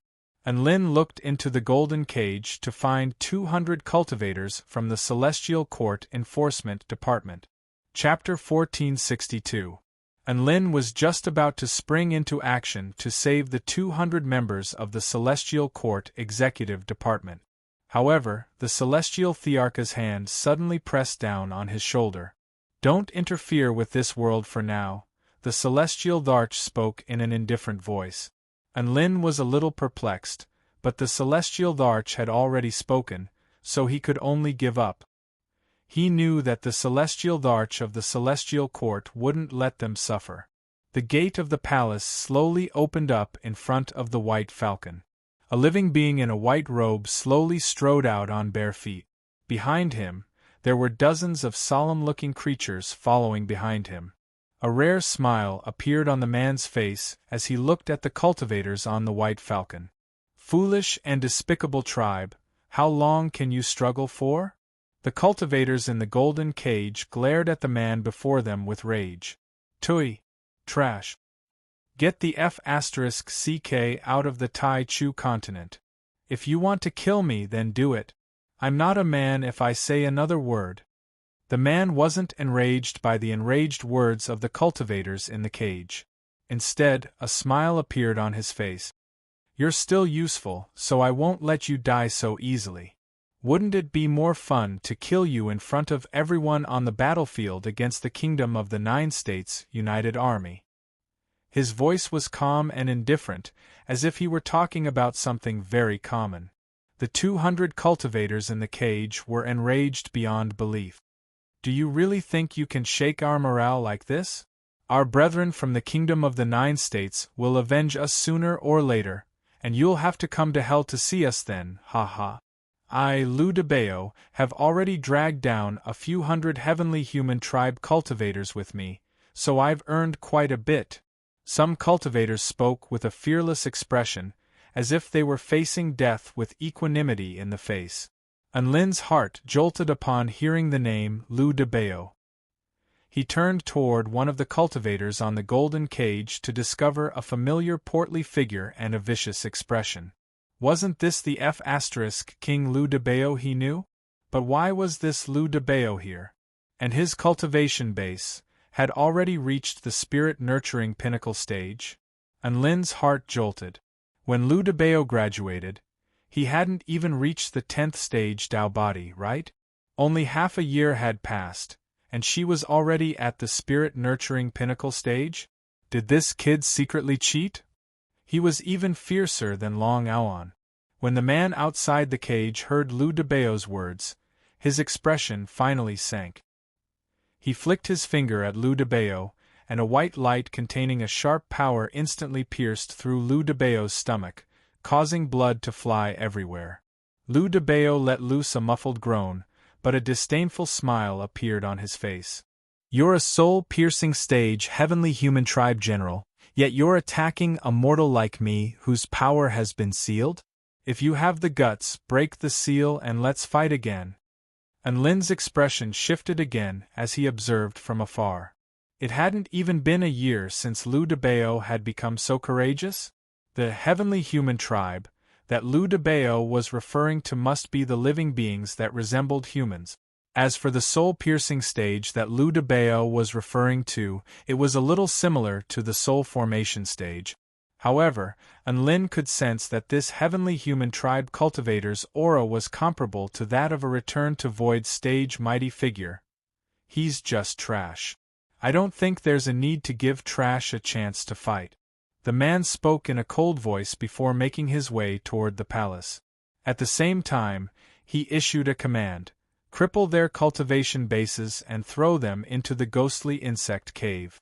Plant the insects on their bodies first. Yes, General Shi-Fa. A dozen or so heavenly human tribe powerful beings with snowy white skin and silver spears in their hands knelt on the ground. They then began to make their way toward the cultivators in the cages as white formations lit up in their hands. Many of the beastmen powerful beings had already emerged from the other buildings, and they looked on with cold smiles at the cultivators who were about to have their cultivation bases crippled. Some of them even whistled. It had already become a standard procedure for these cultivators to have their cultivation bases crippled before being planted with poisonous insects. As such, they could be placed at the forefront of the battle against the human tribe united army, where they could detonate the poisonous insects to devour their bodies. This would serve as a very effective deterrent. Over 1,000 heavenly human tribe powerful beings emerged from the palace and looked on with indifferent expressions, as if they were gods who had come to punish the sinners of this world. Unlin was just about to step in to save them, but it would be too late if he didn't step in now. However, he suddenly sensed something, and he turned toward a certain direction. A streak of blue light suddenly flashed past the buildings. A series of blood-curdling cries suddenly erupted. The streak of blue light seemed to have traveled tens of thousands of meters in the blink of an eye, and it was so fast that it was completely undetectable to the naked eye. Thousands of beastmen's eyes widened as their bodies were slowly sliced in half. Over 100 heavenly human tribe powerful beings didn't even have a chance to react before their bodies were sliced in half, from which white blood gushed forth. "Who's there?" General Shi-Fa's expression finally shifted. All of the beastmen and heavenly human tribe powerful beings emerged from the buildings upon seeing this. At this moment, in the starry night sky, pristine white moonlight suddenly fell from the sky, shining upon a mountain not far away from the palace complex. A lithe and graceful woman in a light blue palatial dress was sitting on a rock beside a cliff on the mountain, swinging her jade-like feet in a lazy manner, as if she didn't take the tens of thousands of soldiers before her seriously at all. Her black hair cascaded down like a waterfall, and her eyebrows were like wisps of smoke. Her skin was as translucent as white jade under the moonlight, and her dreamy blue eyes were mesmerizing. If there was someone more beautiful and dazzling than the moon in the sky, then it had to be the woman on the cliff. She was like a celestial maiden under the moonlight, and her beauty lit up the entire night sky. She was so beautiful that her beauty seemed to transcend all races. Even the tens of thousands of beastmen were mesmerized by her beauty. Even the high and mighty heavenly human tribe, who viewed themselves as superior and indifferent to the common people, found it difficult to tear their eyes away. Everyone fell silent, as if everyone had been mesmerized by her beauty. However, this peculiar silence was soon broken by screams of horror. "It's setting moon, celestial immortal! Hurry up and defend!" a cowardly rat-headed man screamed. His cry brought all of the beastmen back to their senses. However, it was also at this moment that the woman on the mountain waved a hand toward General Shifa. All of a sudden, all of the beastmen felt as if a moon had appeared in the night sky. It was a blue moon, looking like a full moon, but also like a crescent moon with its head and tail connected. Whoosh! Ripples appeared in the air. For some reason, the moon had already appeared before General Shifa. General Shifa's expression shifted drastically, and an extremely dazzling golden light erupted from his fists as if they were two miniature suns as he roared toward the crescent moon. Whoosh! The moon that contained extreme sharpness collided with General Shifa's fists. There was no terrifying energy shockwave because the moon cut through Shifa's fists and body like butter. There was no obstruction at all. Not only that, but all of the heavenly human tribe powerful beings around him were also sliced in half at the same time. Boom! The gargantuan palace behind him also collapsed violently. This countless beastmen looked as if they had seen a ghost, and before they had a chance to come to their senses, a tearing sensation spread through their entire bodies. So they had also been hit. Blood-curdling cries reverberated throughout the palace. Thousands of beastmen and hundreds of heavenly human tribe powerful beings had been slain in the blink of an eye by celestial immortal Shiyu. And Lin's mouth gaped open upon seeing this, and his mind went completely blank. This was all because of celestial immortal Shiyu. Wasn't she just Su Qianyun? Chapter 1463. And Lin's entire body was in disarray upon seeing this. He really wanted to jump out, grab Su Qianyun, and interrogate her for an explanation. Who the hell was setting moon celestial immortal? How was she already at the return to void stage? And what kind of cheat was she using? She had only taken 100 days to progress from the soul formation initial stage to the return to void stage. How many God of War systems would it take for her to do that? Even though his heart was in turmoil, he knew that this was not the time to appear, so he repressed the urge to do so. At this moment, the blue moon had decapitated the enemy general as well as the cage that was imprisoning Liu Debao and the others.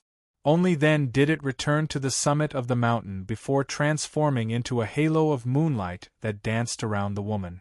Setting moon celestial immortal's ethereal figure was able to decapitate thousands of beasts, over 100 heavenly humans, and a general with just a flick of her fingers. All of the remaining powerful beings were stunned into silence. She also stood up at this moment, and her gentle voice was tinged with a hint of coldness. The falling dragon abyss base of the heavenly human tribe united army will cease to exist after tonight. Even in the face of so many ferocious beasts and thousands of mysterious heavenly humans, there was no hint of fear on the woman's face. It was as if she were a high and mighty goddess who could decide the life and death of others with a single word. Boom, boom, boom. A series of astonishing pillars of white light rose into the sky from within the palaces. Terrifying power swept forth like a tsunami. There were even 12 auras that were even more powerful than General Shifa's. You dare to invade our falling dragon abyss base? You're seeking death. This human sure is pretty. There are very few in our heavenly human tribe who can compare with her. Why don't we capture her alive and enjoy her before the entire human race is destroyed? That's a good idea. Let's capture her alive. Don't get complacent. She's one of the top killing gods of the human race, setting moon celestial immortal. A series of voices sounded from within the palaces as 12 figures with extremely powerful auras emerged from different palaces to form a combined attack formation. The grand formation conformed to the principles of the heavens and the earth, and it was peerlessly profound. It was capable of fusing the energy of 12 living beings together to the greatest extent and bring forth the limit of their strength. The celestial Thearcha's expression had already become extremely grave. I can sense that there are 12 heavenly human tribe mighty figures at the pinnacle of the soul-piercing stage, and each of them is comparable to a return to void initial stage powerful being. The powers of the 12 return to void initial stage powerful beings have perfectly fused together, and in conjunction with this extremely high-level combination formation, they are able to unleash the power of a mighty figure at the return to void pinnacle stage. Setting Moon's celestial immortal is going to be a little troublesome. At this moment, something strange happened. Another crack appeared in the void of space. A handsome man in snow-white robes appeared in the sky. Behind them stood 100 cultivators dressed in golden robes. Each of them was a cultivator at the peak of the soul formation stage. Raise the cannons. His storage ring flashed, and 100 inky black cannons with peculiar metallic materials suddenly appeared in the clouds. A strange dark formation began to appear and revolved around the barrel of the cannon. Light quickly converged on the inky black cannon muzzles, and the light became more and more terrifying. Tens of thousands of beasts looked up at the 100 miniature suns that had suddenly appeared in the sky, and an extremely ominous feeling welled up in their hearts. As for Lou de Bayo and the others, they had already fled for their lives. At this moment, one of the beasts finally screamed, "It's him! He's the 4-9 immortal sex, true nuclear celestial immortal. Everyone, run!" The title of true nuclear celestial immortal seemed to be even more terrifying than the title of setting Moon's celestial immortal. All of the beasts fled into the distance in a panicked frenzy upon hearing this. The first man, who was as handsome as an immortal, raised his arm and shouted, "All disciples of the Linga, listen up! Fire the cannons!" Boom! Boom! Boom! Boom! The boom of the cannons erupted into the heavens. The earth instantly tremored as destructive energy exploded on the ground. Scorching flames lit up the night sky even brighter than day. Terrifying cannon fire enshrouded almost the entire falling dragon abyss. Countless beasts and heavenly human tribe powerful beings didn't even get a chance to cry out before they were reduced to cannon fodder. Even some of the exquisitely crafted palaces were reduced to dust. Aside from the main palace that was over 10,000 feet tall, which was protected by spell formations, nothing else could escape the cannon fire. Even the rippling green lake was instantly vaporized by the cannon fire. This was why all of the beast tribe powerful beings were so fearful. True nuclear celestial immortal was leading the charge, and he was going to destroy everything in his path. He wasn't even going to give the small monsters a chance to enjoy the show. In fact, from a certain point of view, his arrival was a map cannon. He wanted to clear out all the small monsters. That's the Purple Star Civilization's macro-atomic true essence cannon. A hint of shock appeared on Chen Chen's face. That technology should have been lost. Why is it in his hands? After a barrage of cannon fire, only 90% of the beast tribe powerful beings and heavenly human tribe powerful beings remained. However, the ones that remained were all extremely powerful living beings. Kill him. F***CK. Just 2 return to void stage, celestial immortals. Several dozen extremely disheveled powerful beings rose into the sky. Among them were 12 heavenly human tribe powerful beings at the pinnacle of the soul-piercing stage, as well as 2 immortal beasts from the beast tribe. True nuclear celestial immortal stepped forward. We've cleared out the trash. Now it's time for the useless trash. All of the powerful beings were enraged upon hearing this. They were about to be ganged up on, but the ones being ganged up on were looking down on them. Burn useless trash. True nuclear celestial immortal stepped forward, and the projection of a yin-yang diagram suddenly appeared beneath his feet, encompassing an area with a radius of over 50 kilometers. Everything has a core. When the power within the core is completely unleashed, the power unleashed will be unimaginable. A hint of fanaticism appeared in the man's eyes as he looked at the oncoming mighty figures before stomping his foot down onto the formation. The particles in the air around the mighty figures were guided by a peculiar power, upon which extremely terrifying light suddenly erupted. Everything had happened far too abruptly. They didn't even have a chance to react. The particles in the air began to explode, unleashing all of the energy within them. Boom! An earth-shattering explosion. The white ball of light was like a destructive sun, annihilating all things. A ring-shaped shockwave proliferated forth, tearing apart the earth within a radius of over 100 kilometers and sending dust and debris flying into the air. The dragon-shaped mountain range that stretched for over 1,000 kilometers was snapped in half. The blood-curdling cries of countless powerful beings reverberated through the air. The thousands of living beings on the ground below all lay prone on the ground with expressions of despair as they unleashed protective spell techniques in a frenzy, hoping to be able to survive the shockwaves of the explosion. Chen Chen's expression shifted again. To be able to unleash the power of the microscopic world to such an extent, this immortal is not to be underestimated. Anlin's expression darkened upon seeing this. How was this not to be underestimated? This was a complete disaster. Give me back my big brother Cheng. That's right, the true nuclear celestial immortal in the air was none other than Xianyuan Cheng. Anlin really couldn't understand why Big Brother Cheng would choose such a moniker. Could it be that he was completely focused on the path of explosion? Was he worthy of being the son of the sect leader of the 10,000 Spirits Immortal sect? Was he worthy of his ancestors? 10,000 mythological beasts stampeded over his heart. Several dozen powerful beings were killed by the terrifying explosion. Even 5 heavenly human tribe mighty figures at the pinnacle of the soul-piercing pinnacle stage had been blasted into nothingness. There were only 9 surviving experts. 7 heavenly human tribe generals at the pinnacle of the soul-piercing pinnacle stage, and 2 return-to-void stage immortal beasts pounced toward Xianyuan Cheng in a frenzy even though they had been severely wounded. After unleashing such a powerful technique, his opponent was at his weakest, which was also the best time to attack. They were going to take his life in this short window of time. Hee. A crisp, bell-like voice suddenly sounded. Ripples surged through the air.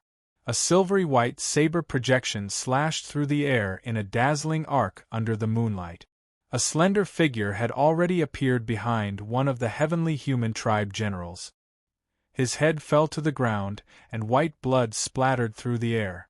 Beauty and desolation, at this moment, naturally and harmoniously fused into one. Anlin's pupils contracted drastically upon seeing this figure, and his mouth gaped open in shock once again. Chapter 1464. This was a very unfamiliar woman. She wore a tight-fitting black Taoist robe, which accentuated her tall and slender figure. She had a pair of flawless features, and a pair of bright eyes glinted with a hint of sharpness. This woman's looks and disposition were both top-notch. She was like a dancing black swan under the moonlight, and she held a silvery white dagger in her hand as she flashed toward another general at the soul-piercing pinnacle stage in the blink of an eye. Everything had happened far too abruptly. However, the generals of the heavenly human tribe weren't to be trifled with. As soon as the situation changed, the combined attack formation began to operate, and the power of the remaining 6 generals fused into one. Die! The general that had been targeted by the woman roared as he materialized a light shield to defend himself against her attack. At the same time, a devastating light sword materialized in his other hand, which he slashed down upon the woman. In his current state, he could unleash power comparable to that of a return-to-void final stage mighty figure for a short time. However, The woman before him was only at the pinnacle of the return to void initial stage. The woman in black was not fearful in the slightest. Her lithe body swooped forward with unstoppable force as her silvery white dagger slashed through the night sky in a lethal arc. A cruel smile appeared on the general's face upon seeing this, and the light sword in his hand fell upon the woman at an even faster speed. His light shield was comparable to the power of the divine Tao of a return to void final stage mighty figure. There was no way that the woman's dagger would be able to break through it in a short time. The dagger arrived in the blink of an eye, striking the light shield that had been materialized by the 6 heavenly human tribe generals. A sharp screeching sound erupted. A series of crimson-veined patterns began to appear on the surface of the dagger, which resembled a series of blood vessels. At the same time, a dark divine light imbued with the power to engulf all things converged at the tip of the dagger. The heavenly human tribe general was shocked to discover that his light shield had been punctured by the dagger at an extremely fast speed, as if there was nothing that could stand in the way of the dagger's trajectory. How could this be? An expression of incredulity appeared on his face. Immediately afterward, the dagger closed in, plunging him into eternal darkness after a burst of excruciating pain. The dagger in the woman's hand instantly pierced through the general's head. Then, she turned around and pounced toward another heavenly human tribe general with a lithe and graceful body. Screams reverberated in the sky. The black-robed woman transformed into the phantom killing god. With an invincible aura, she shuttled through the air. Every time she attacked, it meant the death of a life. This scene caused all the living beings that were struggling at death's door to tremble in fear. An expert recognized the other party's identity and exclaimed, "It's her! She was missing and celestial immortal of the 4-9 immortal sect. This is a true god of death." Missing and celestial immortal? Unlin, who was hiding in the dark and observing the black-clothed woman's performance, felt his heart tremble. He muttered this name in a low voice. A reminiscent expression also appeared on the celestial Thearcha's face. The dagger in her hand is a divine tool? Why were these energy fluctuations so familiar? I remember that Zwei accepted your request and specially forged an assassination divine artifact. The energy waves of this divine artifact are somewhat similar. Unlin didn't say anything. Instead, he stared at the black-clothed woman's unfamiliar yet somewhat familiar features. The 7 heavenly human tribe generals didn't even get a chance to attack Xianyuan Qing before they were all slain by a woman in a black robe. This was an extremely terrifying scene. The 2 return to void stage immortal beasts were shocked by this sudden turn of events, and their survival instincts welled up in their hearts as they fled into the distance without even looking back. They were only returned to void initial stage immortal beasts.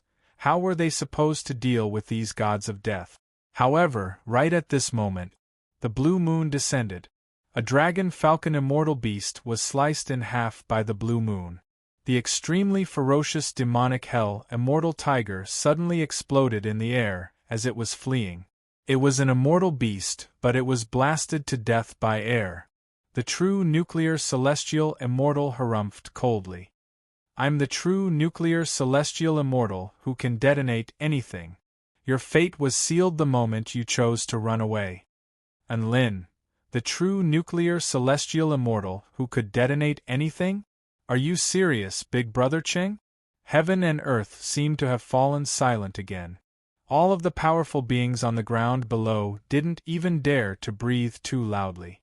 The setting moon celestial immortal, true nuclear celestial immortal, and missing and celestial immortal had truly turned the falling dragon abyss upside down. Of the 100,000 beasts, only a few hundred remained. Of the thousands of heavenly human tribe powerful beings, only a few dozen remained. How terrifying was this? Right at this moment, a massive spell formation suddenly appeared on the rubble of the falling dragon abyss. It quickly absorbed the energy of death on the battlefield. The corpses of the beast tribe powerful beings and the blood of the heavenly human tribe powerful beings were all fused into the spell formation. This. What is the heavenly palace trying to do?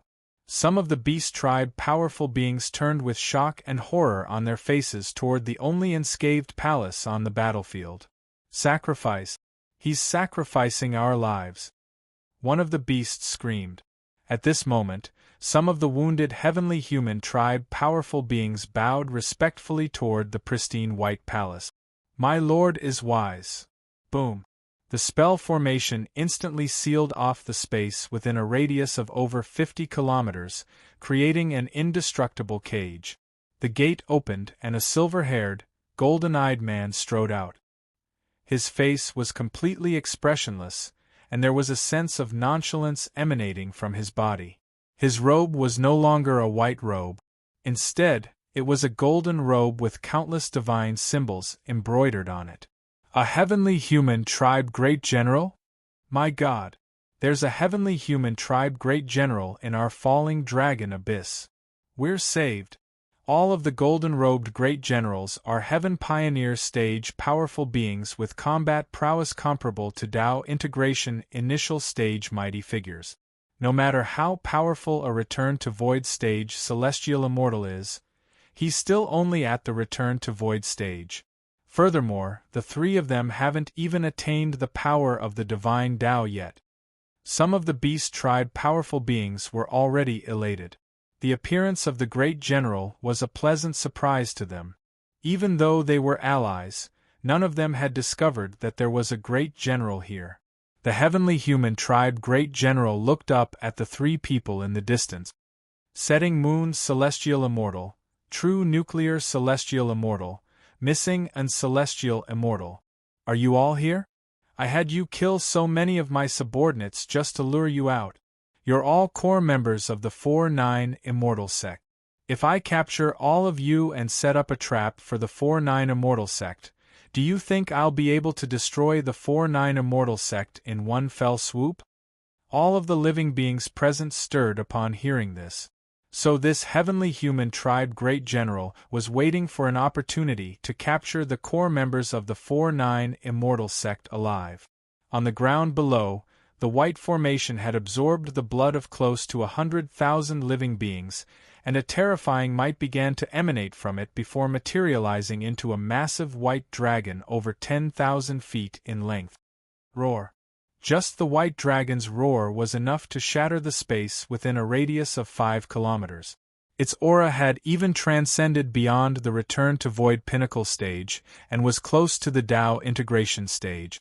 The great general stepped forward and instantly teleported to the head of the white dragon before charging toward true nuclear celestial immortal and the others. Chapter 1465.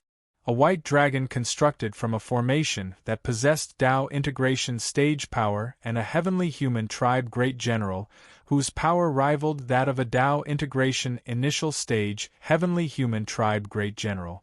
The combination of the two of them naturally posed an extremely powerful threat to return to void stage cultivators.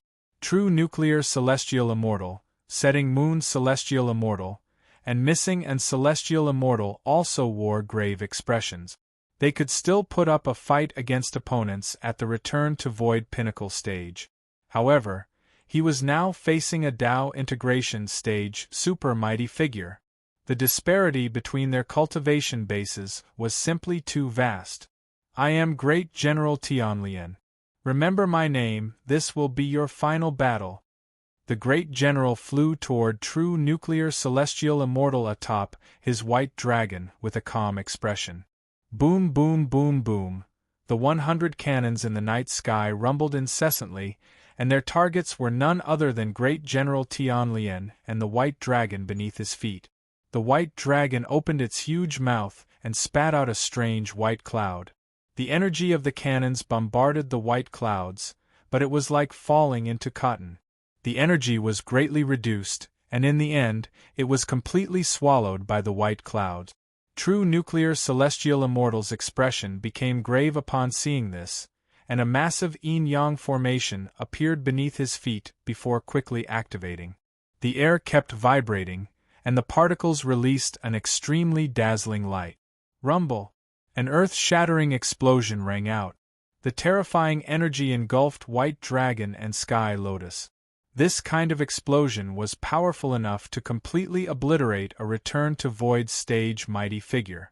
Amidst the surging clouds and mist, the giant white dragon let loose a roar as its massive body tore through the cannon blasts, and aside from some charred scales, it was completely unscathed as it pounced toward true nuclear celestial immortal at an even faster speed. At this moment, Setting Moon's celestial immortal raised a hand from afar, and a blue crescent arc instantly appeared in front of Great General Tianlian, slashing toward his neck with absolute slicing power. Great General Tianlian remained expressionless as white light erupted from his hand, and he slapped it toward the oncoming crescent moon at an even faster speed. It was also at this moment that heaven and earth seemed to give him a boost of power in his hand. The celestial Thearcha's expression shifted again. What's going on? Why is it able to borrow power from the heavens? This power clearly carries a trace of law. Could it be that the Heaven Pioneer stage beings of the heavenly human tribe are all capable of communicating with the heavenly Tao? Chen Chen's expression also became a little grim. It could be said that the celestial Tharch was the only living being in the kingdom of the 9 states who could borrow the power of the heavens, and this was only because of his unique physique and cultivation method. But now, a heavenly human tribe great general possessed this kind of power. Even though he didn't use the power of the heavens to a very high degree, it was still enough to astonish them. Bang! The blue crescent arc collided with Tianlian's palm, but it was unable to break through his defense and was sent flying by the force. Tianlian's expression remained unchanged as she flew toward true nuclear celestial immortal atop her white dragon. He gripped the air and a spear made of white light appeared in his hand. At the same time, another wave of power descended from the sky and attached itself to the spear, making its power even more terrifying. Heaven Suppression Spear, Tianlian said as she stabbed her spear toward true nuclear celestial immortal. In the blink of an eye, a black figure suddenly appeared out of thin air with a dagger in its hand, and it instantly appeared before Tianlian, leaving only a series of afterimages in its wake. The divine weapon glowed with a sinister light and was imbued with absolute assassination intent as it slashed toward Tianlian's neck in an attempt to slice his neck open. Tianlian finally slowed down at this moment. One was charging forward while the other was hurtling backward, and the two of them were traveling at breakneck speeds. He was slowing down purely to give himself time to strike. At the same time, it was quite clear that he was wary of Missing and Celestial Immortal's attack. Tianlian reacted extremely quickly, and he quickly retreated at the sight of the silvery white blade, which only managed to slice off a few strands of his white hair. At the same time, he bent his arm that was holding the light spear and thrust it at Missing and Celestial Immortal who was passing by. Missing and Celestial Immortal was unable to evade in time, and her waist was grazed by the spear, leaving behind an extremely deep gash. Missing and Celestial Immortal's attack had failed to land, and she hurtled back in retreat. However, countless golden divine symbols suddenly appeared around her wound, and a terrifying sealing force swept over her entire body. All those who are struck by my heaven-sealing spear will have their powers severely restricted, so your attempts to escape will be futile. Tianlian looked at Missing and Celestial Immortal, and a scintillating light erupted from his spear as he prepared to completely seal his opponent. Boom! Boom! Boom! All of a sudden, the air around him exploded once more. Run! True nuclear celestial immortal yelled.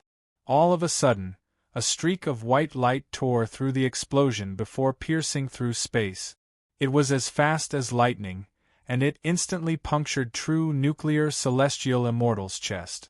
The terrifying sealing force caused his legs to give out from under him, and he fell to his knees. You're only trying to escape now? Isn't it a little too late? Tianlian walked out from the flames with an indifferent expression. Setting Moon's celestial immortal pursed her lips as she slowly retreated.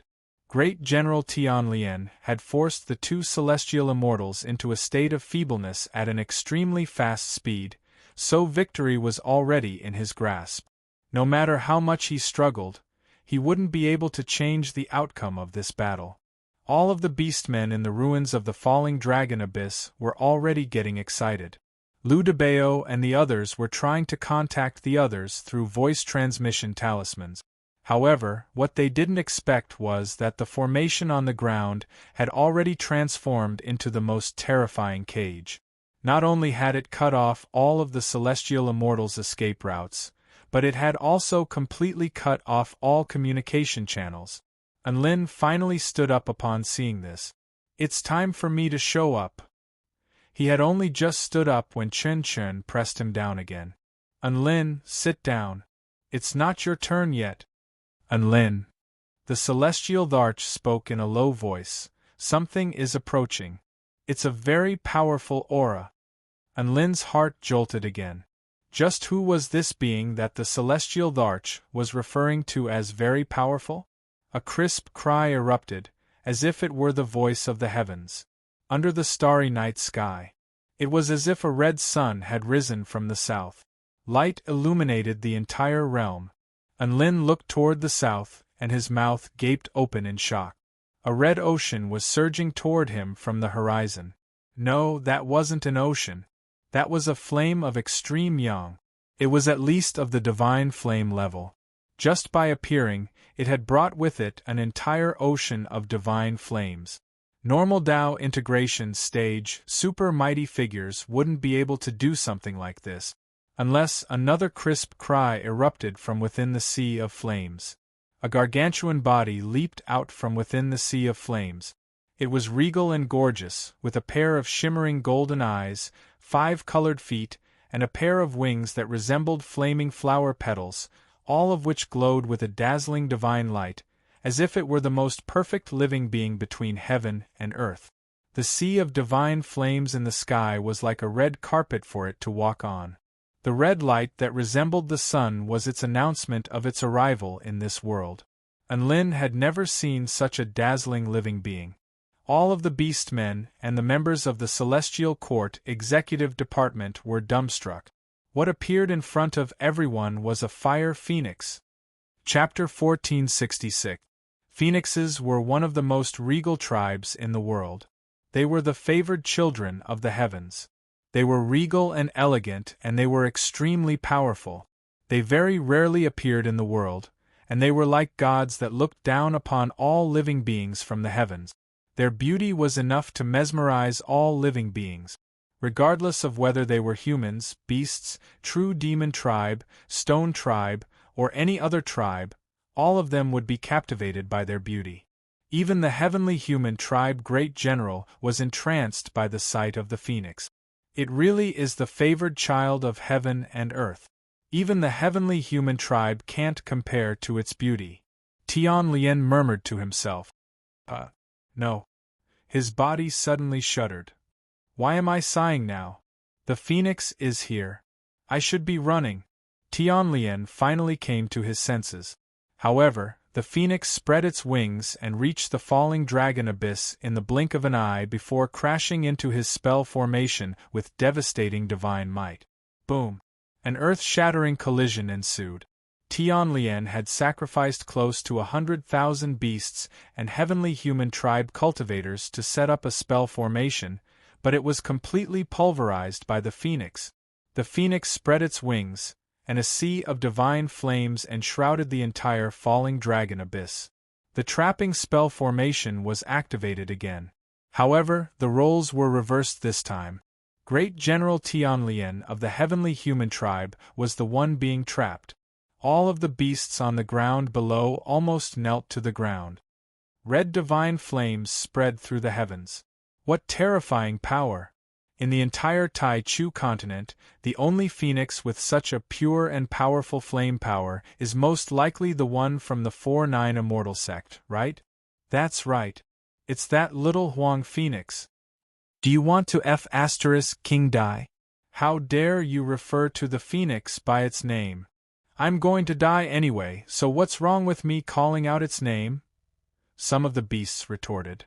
If the phoenix is here, then doesn't that mean that person is also here? All of the beasts' faces had turned deathly pale as they spoke. On the phoenix's back, a jade dress was particularly eye-catching amid the sea of divine flames. Her skin was as smooth as white jade, and her eyes shone with divine light. Holy flames revolved around her slender body, revealing her bare hands and a golden bracelet around her wrist. She looked around casually, and she appeared in this world. That woman, at first glance, did not seem to belong to the mortal world.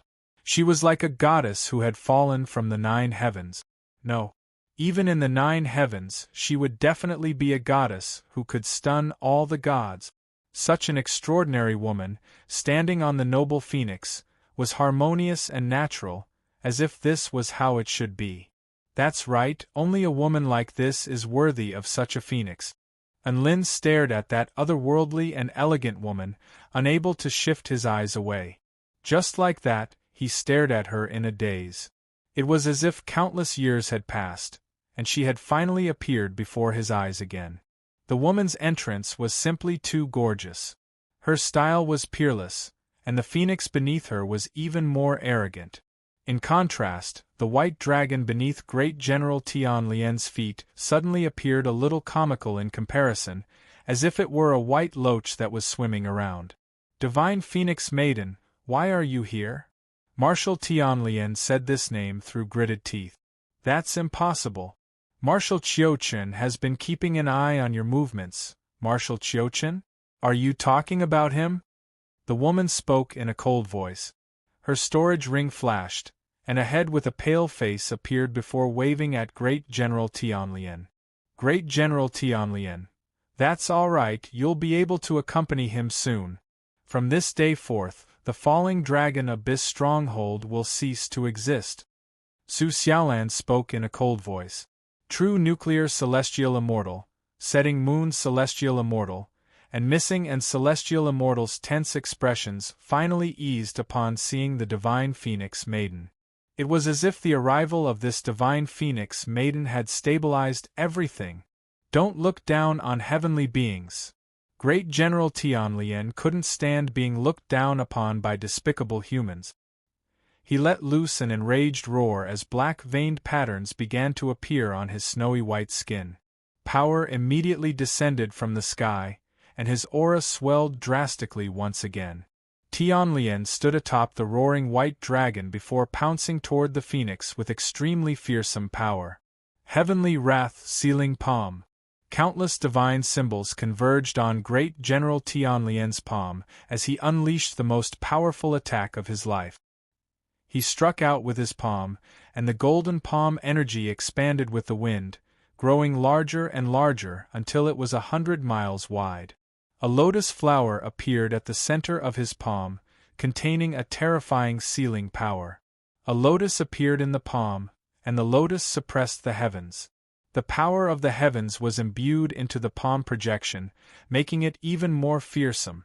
The dragon-shaped mountain range, over 1,000 kilometers in length, was unable to withstand the might of this palm and collapsed. And Lin's heart jolted with shock. This attack was most likely comparable to a full-force attack from Emperor Yi Deng. The gargantuan palm seemed to be trying to grip the phoenix in the sky tightly in its grasp. The phoenix gently flapped its wings toward the gargantuan golden palm, and boundless divine flames swept forth like a tsunami wave before crashing directly toward the gargantuan golden palm. Boom! The divine flames clashed violently with the gargantuan palm. Terrifying waves of flames surged through the entire sky, transforming the starry night sky into a sea of scorching divine flames. It was as if doomsday had descended upon this world. Veins bulged on Great General Tianlian's forehead, and he injected all of the power within his body into his palm. However, the divine flames of the phoenix were unstoppable as they crashed relentlessly into the gargantuan golden palm. The gargantuan palm became slower and slower, and in the end, a series of extremely thick cracks began to appear on its surface. In the end, the divine flames knocked the heavenly wrath sealing palm aside before sweeping toward the white dragon in a frenzy. the white dragon blasted a strange white mist toward the divine flames in an attempt to absorb the power of the flames. However, the divine flames seemed to be boundless, and no matter how much white mist the white dragon blasted out, the divine flames were unable to absorb all of it. The white dragon's face had turned green, and it was on the brink of death from lack of oxygen. Thus, the white dragon let loose a wail of anguish before being melted by the divine flames. The phoenix had used the simplest, most direct, and most brutal method to crush all of Great General Tianlian's power, striking him with an unprecedented sense of powerlessness and despair. Great General Tianlian stumbled back frantically in the face of the divine flames. His dazzling golden robe was in tatters, and there were many burns all over his body. At this moment, he understood that he couldn't defeat the human expert in front of him. It's time to raise the danger level of the divine phoenix maiden and the phoenix. Great General Tianlian murmured to himself with a dark expression as he fled into the distance. However, a woman in a jade dress suddenly appeared in front of him. Her white holy flame wings were extremely dazzling under the moonlight, and her dress fluttered in the wind, giving her the appearance of an azure lotus blossoming in the night sky. Great General Tianlian's pupils contracted, and before he had a chance to react, he saw the dragon sparrow sword fly out of its scabbard, which transformed into a bolt of lightning. Ding! The crisp ringing of the sword erupted. In the next instant, the woman in a jade dress had already appeared behind him before slowly sheathing her sword. Air! Great General Tianlian's mouth gaped open as a gash appeared on his head. His body was torn apart and blood gushed forth. This was the final scene of his life. A heaven pioneer stage heavenly human tribe great general had been insta-killed by the divine phoenix maiden. The divine phoenix maiden had shocked the heavens, and the heavenly ice dragon had fallen from the heavens. Chapter 1467. The heavenly human tribe great general had been slain by the divine phoenix maiden, and all of the beast tribe powerful beings and heavenly human tribe powerful beings on the ground below felt as if they had lost all of their energy. How could this be? How could a heaven pioneer stage heavenly human tribe powerful being be slain so easily? The lion man's body trembled uncontrollably with incredulity on his face. Great General Tianlian was chosen by the heavens. How could he have been slain by a single sword strike? Why are you still standing here? Run! A trembling ratman couldn't help but turn back into a ratman and flee into the distance. A wry smile appeared on the snake man's face at the sight of the divine phoenix flames engulfing the entire falling dragon abyss. Run? Where can we run to? F***CK. Let's fight it out with her. Even if we die, we're going to take a chunk of her flesh. A lightning tiger roared before pouncing toward the divine phoenix maiden. All of the other beast tribe powerful beings knew that there was no hope of escape, so they also chose to fight to the death. The heavenly human tribe powerful beings summoned pillars of white energy to hurtle directly toward the phoenix in the sky. Trash! The divine phoenix maiden stood atop the phoenix and waved a hand through the air. Rain of the phoenix, cleanse everything. The phoenix in the sky shook its body, as if it were shaking off the water droplets on its body, upon which boundless divine flames rained down like arrows. The arrows pierced through the bodies of the beast tribe powerful beings, tore through the pillars of energy, and melted the bodies of the heavenly human tribe powerful beings. After a short period of blood-curdling cries, there were no longer any living enemies in the falling dragon abyss. All of this had happened because of a single tremble from the phoenix. Holy F***CK. That phoenix is way too badass. Unlin was extremely envious as he looked on from his hiding spot. This was the dream steed that a cultivator should have. Just what had Xiaolan experienced during the time he was gone. That's right. The cultivator who was riding a phoenix as her steed was none other than Su Xiaolan, whom he hadn't seen for 100 days. Of course, he didn't dare to say that they had only been apart for 100 days. If it was just one person who had undergone a massive transformation, then it could still be explained as a freak. However, Unlin refused to believe that anyone could have undergone such drastic transformations in just 100 days. "We're in serious trouble now," Shangguan Yi murmured. She was acquainted with Su Xiaolan. Just a few years ago, she was still at the spirit nurturing stage, but now she had suddenly progressed to the Tao integration stage. She suddenly felt like this world was a fantasy. Either there's a problem with this world, or there's a problem with them. The celestial Dharch also drew a sharp intake of breath as a look of horror appeared on his face. "I've already analyzed and sensed this world. This is indeed the world that we once lived in. However, the changes happened very quickly. It doesn't seem like 100 days have passed," Chen Chen said. And Lin couldn't help but run out to find out what was going on. However, in order to avoid interfering with this world prematurely, he resisted the urge. The divine flames of the falling dragon abyss began to dissipate. This piece of land had already been turned into ruins. Close to 100,000 powerful beings had all died. This was a massive event on the Taichu continent. "Are you guys okay?" The divine phoenix maiden leaped down from the vermilion bird before making her way over to true nuclear celestial immortal, who was the most severely wounded. "I'm fine." True nuclear celestial immortal smiled before swallowing a spirit pill. Xiaolan, celestial immortal sunset moon, sat on a crescent moon and flew over with a faint smile on her face, as she gently hooked her arm around the green-robed woman's arm. Celestial immortal sunset moon flew over with a faint smile on her face. "I encountered a small mishap." The divine phoenix maiden wore an apologetic expression. "Great General Qiuchen wasn't the only one keeping an eye on me.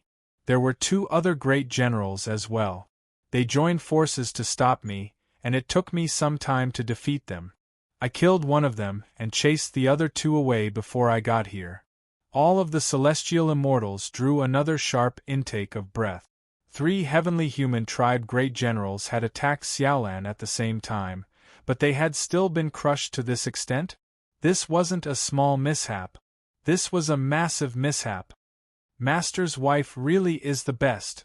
Missing and celestial immortal made her way over to the divine phoenix maiden with a pure smile on her face before holding onto her little hand. "Our mission was a success. Let's go back." In stark contrast to her previous beauty, she was as adorable and sweet as a girl next door as she held onto the divine phoenix maiden's hand with a reluctant expression. The divine phoenix maiden tapped missing and celestial immortal's nose with a smile. "Little Ling, you go back with classmates Xianyuan and Suqiu. I still have something to do." Unlin's heart jolted upon hearing this. As expected, the divine phoenix maiden was Su Xiaolan, true nuclear celestial immortal was Xianyuan Qing, and setting moon celestial immortal was Su Qianyun. This was the official confirmation. As for missing and celestial immortal, Xiaolan referred to her as Little Ling, so she referred to her as Master's wife. Could it be that she was Yi Ling? Unlin thought back to that adorable and obedient little girl who followed him everywhere he went, and he almost threw up a mouthful of blood as he looked at the god of slaughter who was now killing Return to Void stage mighty figures like slaughtering chickens. There had to be something wrong. F***CK. His 4th stage Tao body disciple was at the pinnacle of the Return to Void initial stage after 100 days. What a joke. Unlin had been dealt a heavy blow. He had thought that he would be able to find some dignity as a master. At the very least, he would be able to have a little girl as his disciple. But now, the little girl's cultivation base had also surpassed his. Xiao Zhe, Xiao Tu, and Yi Ling had all reached a higher cultivation base than him. He felt like a fake master, however. As her master, he was quite pleased that she kept referring to him as Master's wife. "Do something? Master's wife, what are you going to do? Could it be?" Yi Ling suddenly became a little panicked, and she gripped tightly onto Su Xiaolan's sleeve. "It's all right. I'm going to the opposite shore realm and will be back soon. Su Xiaolan offered words of consolation with a smile. No. Xianyuan Cheng's expression was extremely grave. Things are different now. I wouldn't tell you even if you went there every day in the past. But now there are countless terrifying powerful beings watching you. If you're not careful, you could very well be doomed. I've made up my mind. Don't worry, with my cultivation base, there aren't many people on the entire Tai Chu continent that can stop me from escaping. Don't come with me, or I'll expose myself. I'll just go by myself, Su Xiaolan insisted. Xiaolan. Su Qianyun turned to Su Xiaolan with a concerned expression. Sigh. Why do you have to do this? Xianyuan Qing shook his head and didn't say anything else. It's very necessary. Su Xiaolan looked toward the northwest with a gentle smile on her face. I'm afraid that no one will be there to welcome him when he comes back. I'm afraid that he'll feel uneasy and unfamiliar with this world when he comes back.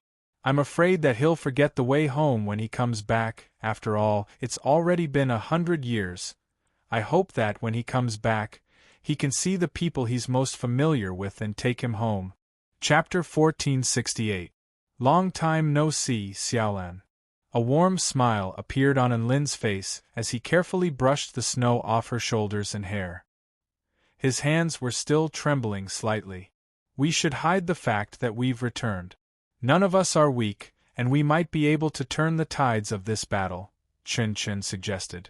However, everything had been covered in snow and ice, and the outline of an extremely massive crater could still be seen. Everything is fine except for you, Enlin replied in a gentle voice. None of them were idiots, and they could tell from the conversation between Su Xiaolan and the others that they were facing. Don't do that again. This room really did feel like home. Terrifying frost power instantly invaded his entire body, and he shuddered uncontrollably. Celestial Dharch, even though we've worked together in the past, we're now enemies, Chen said. It was snowing all year round. He extended a hand to try and brush the snow off Su Xiaolan's shoulders. No one in the world would be able to imagine that such a transcendent goddess, who was revered and revered by countless living beings, would come to this bleak and desolate ice plain to wait for him day after day. All right, I promise I won't do that again. Within the bleak and desolate ice plain, a day in heaven equals a year on earth. The celestial Dharch murmured. You've been gone for 100 years. You heartless be***starred. Su Xiaolan continued to hurl abuse at Enlin, as if she wanted to vent all of the resentment in her heart, and she clawed at Enlin's back until it hurt.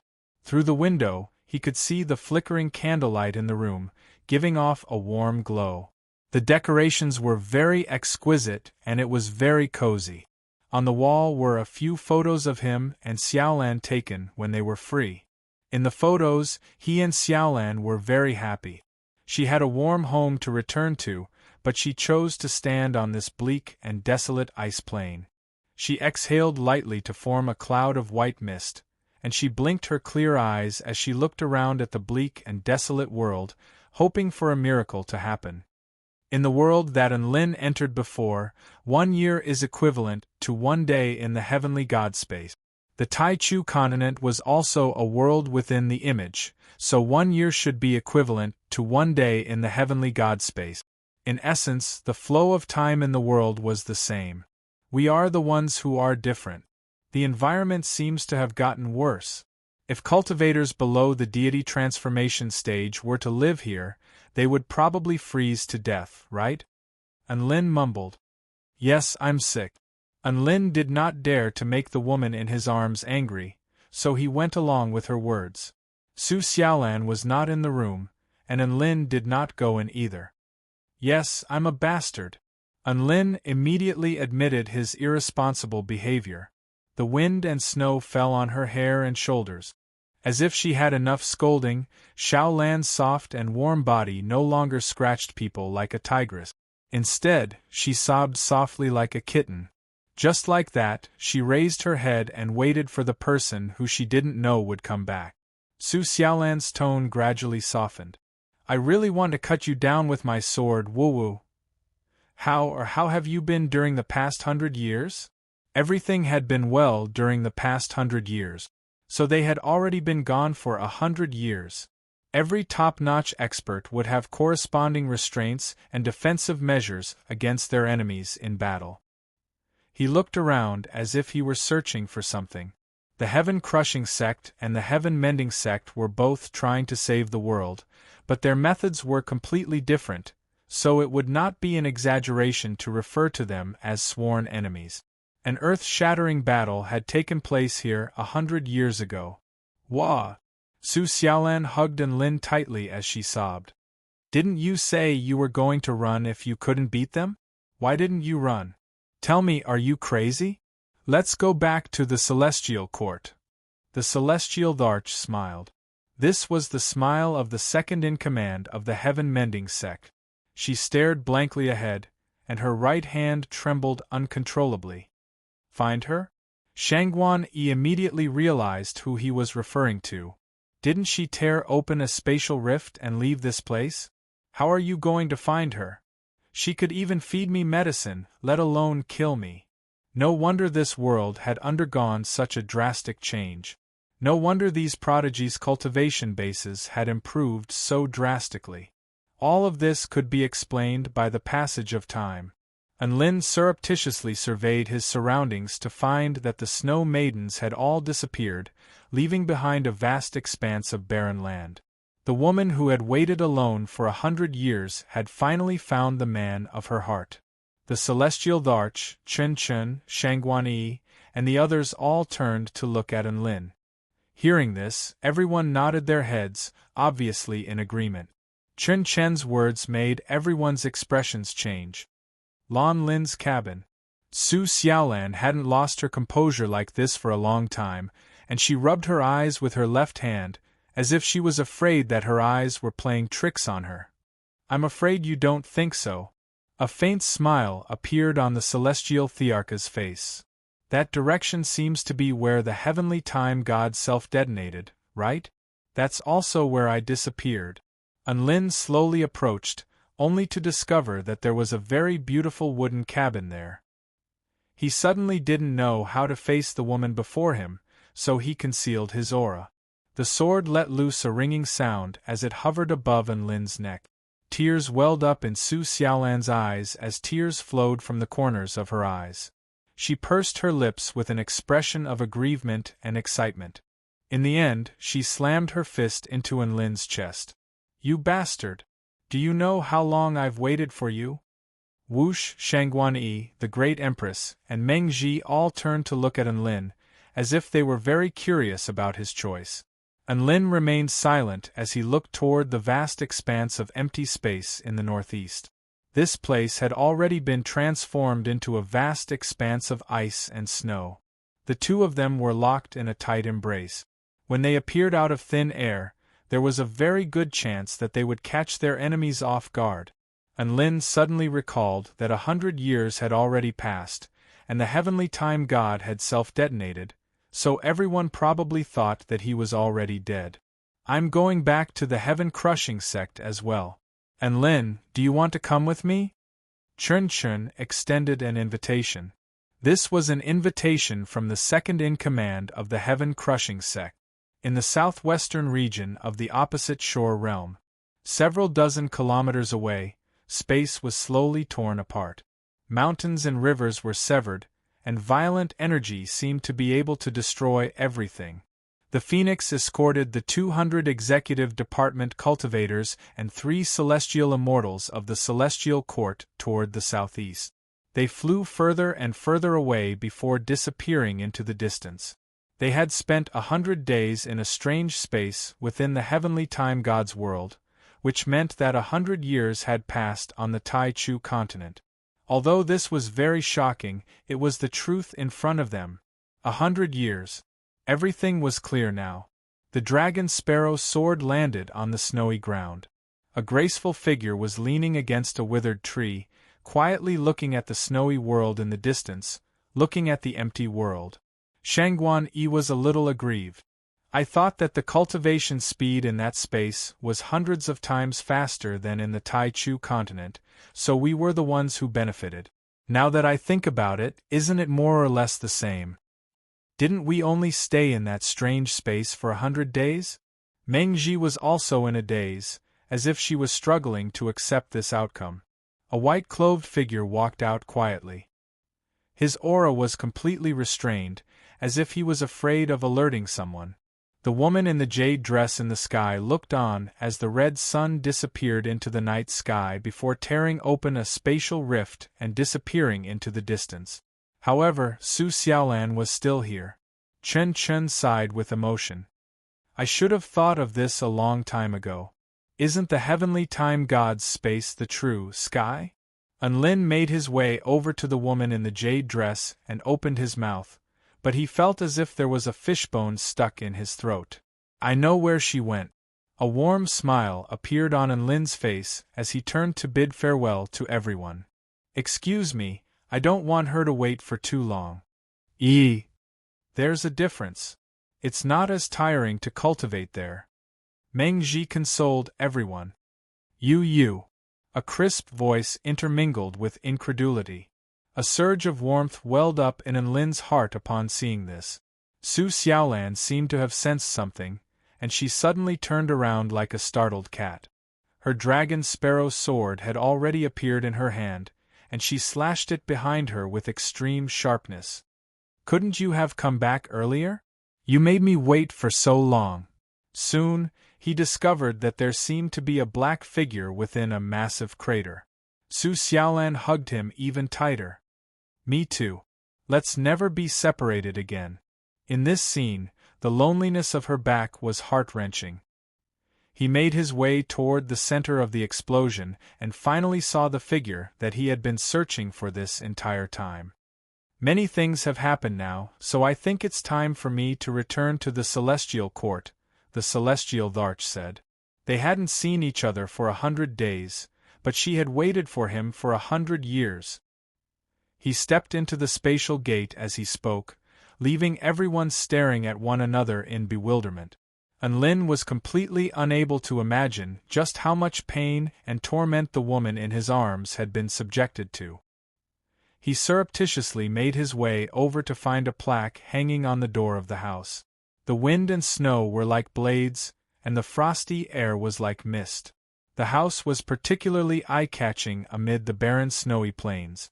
I know, I'm sorry. Unlin rushed forward and held Su Xiaolan tightly in his arms, as if he were trying to make up for all the warmth that he had missed during these past few years. Chapter 1469. Within Lan Lin's cabin. This is the house I built for you.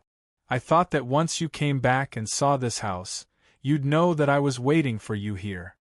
Su Xiaolan held onto Enlin's hand as they made their way into the cabin. I didn't think that you'd come back to the falling dragon abyss. Enlin sighed with emotion. But fate sure is a strange thing. I came back just in time for you to destroy the falling dragon abyss, so we're quite fated to meet. Su Xiaolan blinked as if a thought had occurred to her, and a smile suddenly appeared on her face.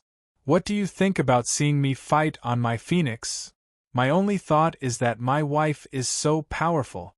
Unlin replied with an honest expression. Su Xiaolan faltered slightly upon hearing this. How many years had it been since she had heard Unlin speak so shamelessly? This long-lost yet familiar scene appeared once again. It was really nostalgic. Tears welled up in her eyes again as she wiped away the tears from the corners of her eyes in embarrassment. She had never thought that she would experience such a melancholic day. Unlin's heart throbbed at the sight of Su Xiaolan like this, and he gripped tightly onto her slender hand with an earnest expression. Xiaolan, if you still feel wronged, then beat me up to vent your anger. Su Xiaolan couldn't help but burst into laughter at the sight of Enlin's serious expression. I'm so powerful now, I'm afraid that I'll accidentally kill you. Enlin was terrified. Xiaolan really was powerful now. Speaking of which, you're progressing way too quickly. Even though it's been 100 years, progressing from the return to void initial stage to the Tao integration stage within 100 years is still completely unheard of. Enlin was a little curious. The two of them sat down, and Su Xiaolan brewed some tea for them as they chatted. When Su Xiaolan saw the shock and envy in Enlin's eyes, she couldn't help but feel a little proud in her heart. She smiled and said, "It's a long story. I also had many fortuitous encounters." Then, she began to tell her story of the past 100 years. The time was long, and the story was long. Enlin listened very intently. He listened to how Xiaolan had lived in his absence, how she had lived, and what she had done in the 100 years that he had been absent. In the past 10 years, Xiaolan lived a very ordinary life. She refused to believe that Enlin had died just like that. She had placed the flame pavilion of the 4-9 immortal sect here, on this barren expanse of ice and snow. All he did every day was cultivate, teach his disciple, wait for Enlin, cultivate, teach his disciple, wait for Enlin, wait for Enlin, wait for Enlin, wait for Enlin, wait for Enlin. That was pretty much it. Perhaps it was due to the fact that she had been dealt a heavy blow, but her Tao heart became more and more clear. Her cultivation base progressed at a rapid pace, and she progressed to the return to void intermediate stage in just 10 years. After progressing to the return to void intermediate stage, her life didn't change much. She continued to cultivate, teach her disciple, and wait for Enlin. What was worth mentioning was that Su Xiaolan became Yi Ling's stand-in master. Yi Ling's aptitude was extremely fearsome, and she progressed to the soul formation stage at the age of 18 in just 11 years. When Yi Ling enrolled at Xiaoxian United University, she progressed to the soul formation stage as soon as she entered the university, creating a sensation throughout the entire university. She was a legendary figure of the new generation, and her master and his wife had almost all achieved the same things that they had achieved. She entered the university's Hall of Fame, took first place on the Immortal Rankings board for 5 years in a row, progressed to the Return to Void stage in her 4th year, and passed all 100 levels of the Immortal Spirit Tower during those few years. It was as if she had been hacked. Almost all of the students referred to her as the #1 prodigy of the younger generation, and she was a legendary prodigy who was only inferior to Enlin and Su Xiaolan. On the night of her graduation, Yi Ling knelt in front of Enlin's statue in the university's Hall of Fame and cried for an entire night. Ling didn't bring shame to her master's face as she said this. She had always been very hard-working and had always been very diligent. She also told Enlin to rest assured that she wouldn't let him down. The corners of Enlin's lips twitched involuntarily upon hearing the words, "Spirit in Heaven." Su Xiaolan was a little amused upon seeing this. No one else knew about Yi Ling's actions, and she only discovered Yi Ling's little secret when she snuck up to her disciple's graduation ceremony, upon which she was touched for a very long time. In reality, there was one more thing that she didn't reveal to Enlin. That was, when Yi Ling was crying that night, she couldn't help but cry as well. After Yi Ling graduated, she waited for her master on the ice plains with her master's wife. Her rate of cultivation was very fast, even faster than that of Su Xiaolan and Enlin. However, a cow-nosed Taoist priest suddenly appeared one day. He was the Taoist priest who had guided Yi Ling to become Enlin's disciple. He said that Yi Ling's rate of cultivation was too fast and that she had to slow down, or she would perish at the Tao integration stage. He didn't say that Yi Ling didn't have the aptitude to reach the Tao integration stage. All he said was that Yi Ling's Tao integration stage would be very unstable. Thus, Yi Ling's rate of cultivation slowed down, and she was still at the pinnacle of the return to void initial stage several decades later. Su Xiaolan's life was still very mundane. She cultivated, taught disciples, and waited for Enlin. The heavenly time god's death seemed to have affected the heavenly Tao greatly, and it fell silent for a very long time. During this period of time, the Tai-Chu continent was very peaceful, and many prodigies emerged. Su Xiaolan and Yi Ling seemed to have fallen silent. Even though there were still rumors circulating about them, there was very little news of them stirring up trouble. 40 years after Enlin's disappearance, within the 4-9 immortal sex phoenix small world, a divine flame burst into the sky. The phoenix emerged from its shell.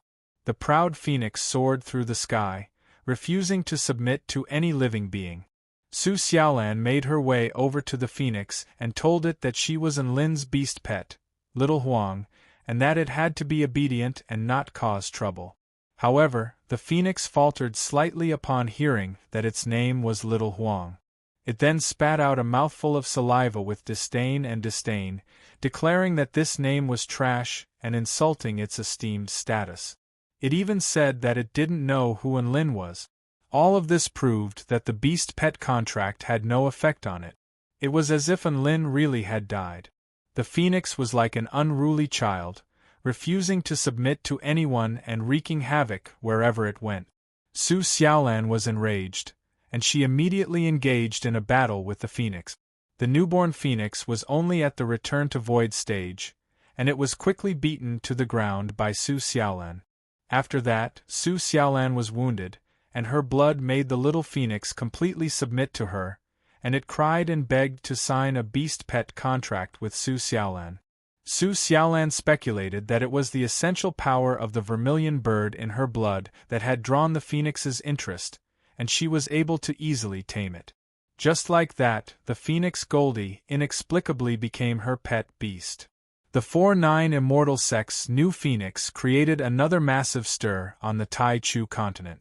Su Xiaolan was quite indifferent to all of this, and she continued to cultivate, teach her disciples, beat up Little Huang and wait for Enlin. One day the most terrifying change took place in heaven and earth. Chapter 1470. This was the 50th year of Enlin's disappearance. 5 massive bronze gates suddenly appeared on the Tai Chu continent. They were over 1,000,000 feet tall, and were so solid that even Tao integration stage super mighty figures were unable to move them. These 5 bronze gates were located in the East Sea, West Sea, Southern Heavenly Wing Nation, Extreme North Plains, and the White Nectar Sea. The emergence of the bronze gates shook the entire world. The 5 gates were wide open, and a pure white light shone from within. Many living beings were struck by a natural sense of fear toward the 5 gates. They could sense the powerful spatial power of the 2 worlds within the gates, and no one knew what would emerge from within. They tried everything they could to close the 5 gates, but they all failed. Even the God of Creation stage gods couldn't do anything to those gates. They couldn't close them, and they couldn't enter them. They didn't know what was within the gates either. Immediately afterward, a year later, a group of very special living beings finally emerged from within the gate. They had skin as pristine as snow and a head of white hair. They were very similar to snow maidens, but their eyes were golden, and they exuded a regal and holy aura. They referred to themselves as the Heavenly Human Tribe, living beings who carried out the will of the heavens. Enlin's expression stirred upon hearing this. He finally understood where these strange and special living beings had come from. Living beings who carried out the will of the heavens? Aren't they afraid that the Dark Wing Tribe will retaliate against them for saying that? Enlin asked with a smile. The Dark Wing Tribe were extremely arrogant on the Tai Chu continent, and it was said that they were also the ambassadors of the heavens who carried out the will of the heavens. Wouldn't that create a conflict between the 2 tribes? Su Xiaolan nodded upon hearing this. The Dark Wing Tribe and the Heavenly Human Tribe really did battle. The Dark Wing Tribe participated in the battle at the Bronze Gate of the White Nectar Sea, but they were completely crushed. After that, they didn't dare to show their faces for the past few decades. Enlin was shocked. The Dark Wing Tribe has over 10 mighty figures at the Return to Void Pinnacle stage, and there's even a Tao integration stage super mighty figure among them, yet they were beaten into seclusion? It can't be, right? He had seen Su Xiaolan and the others in battle. Return to Void stage mighty figures were at least a powerful trump card for the Heavenly Human Tribe, let alone Tao integration stage super mighty figures. Actually, the heavenly human tribe is far more powerful than you can imagine. A rare expression of seriousness appeared on Su Xiaolan's face at the mention of the heavenly human tribe. They have a total of 5 cultivation stages: Qi refining stage, arcane body stage, soul piercing stage, heaven pioneer stage, and divine heaven stage. Among them, the spirit refining stage can crush our Tao body stage, the arcane body stage can crush our spirit nurturing stage, the soul-piercing stage can crush our soul formation stage, the heaven pioneer stage can crush our return to void stage, and the divine heaven stage can crush our Tao integration stage. Su Xiaolan continued. Anlin's expression changed again. There's a heavenly god? He had thought that the heaven pioneer stage was the pinnacle of the heavenly human tribe, but who would have thought that there was a divine heaven stage as well? That's right. And every sect has at least one divine heaven stage super mighty figure. Su Xiaolan's brows furrowed slightly as she said in a heavy voice, hence, even the Dark Wing tribe, a first-rate power on the Tai Chu continent, would be forced into seclusion if they fought the heavenly human tribe head-on. It's already a miracle that they didn't get annihilated. This is simply a one-sided massacre. Wait. Anlin's eyes lit up as he said, where are our God of Creation stage super mighty figures? God of Creation stage super mighty figures can crush Divine Heaven stage super mighty figures, and Tao integration stage super mighty figures can crush Heaven Pioneer stage super mighty figures. We should be the ones crushing them. Su Xiaolan heaved a forlorn sigh. That's what we thought as well. However, God of Creation stage super mighty figures are immediately subjected to a frenzied backlash from the heavenly Tao. If they want to strike, they have to do it at the most critical moment. To put it in simpler terms, they're still in a state of concealment. I see. Doesn't that mean the entire Tai Chu continent is going to be crushed by the heavenly human tribe? Anlin asked with a concerned expression. He knew that even Heaven Pioneer stage great generals possessed relatively weak Tao integration stage combat prowess. As such, he didn't even dare to imagine just how terrifyingly powerful Divine Heaven stage opponents would be. Not necessarily. Su Xiaolan shook her head as she explained. Apparently, the heavenly human tribe is a perfect race created by a heavenly god. They are living beings forced into the continent by the heavenly Tao, so they are subject to the suppression of the will of the heavens. The more powerful the heavenly human tribe, the more they will be suppressed. In other words, the clan spirit of the heaven deity tier had now encountered a similar awkward situation as the great elites of the Genesis tier. Once it made a move, it would suffer a backlash. However, the degree of the backlash is different, and they seem to be able to strike under certain conditions. Anlin finally understood the predicament the heavenly human tribe was in upon hearing this.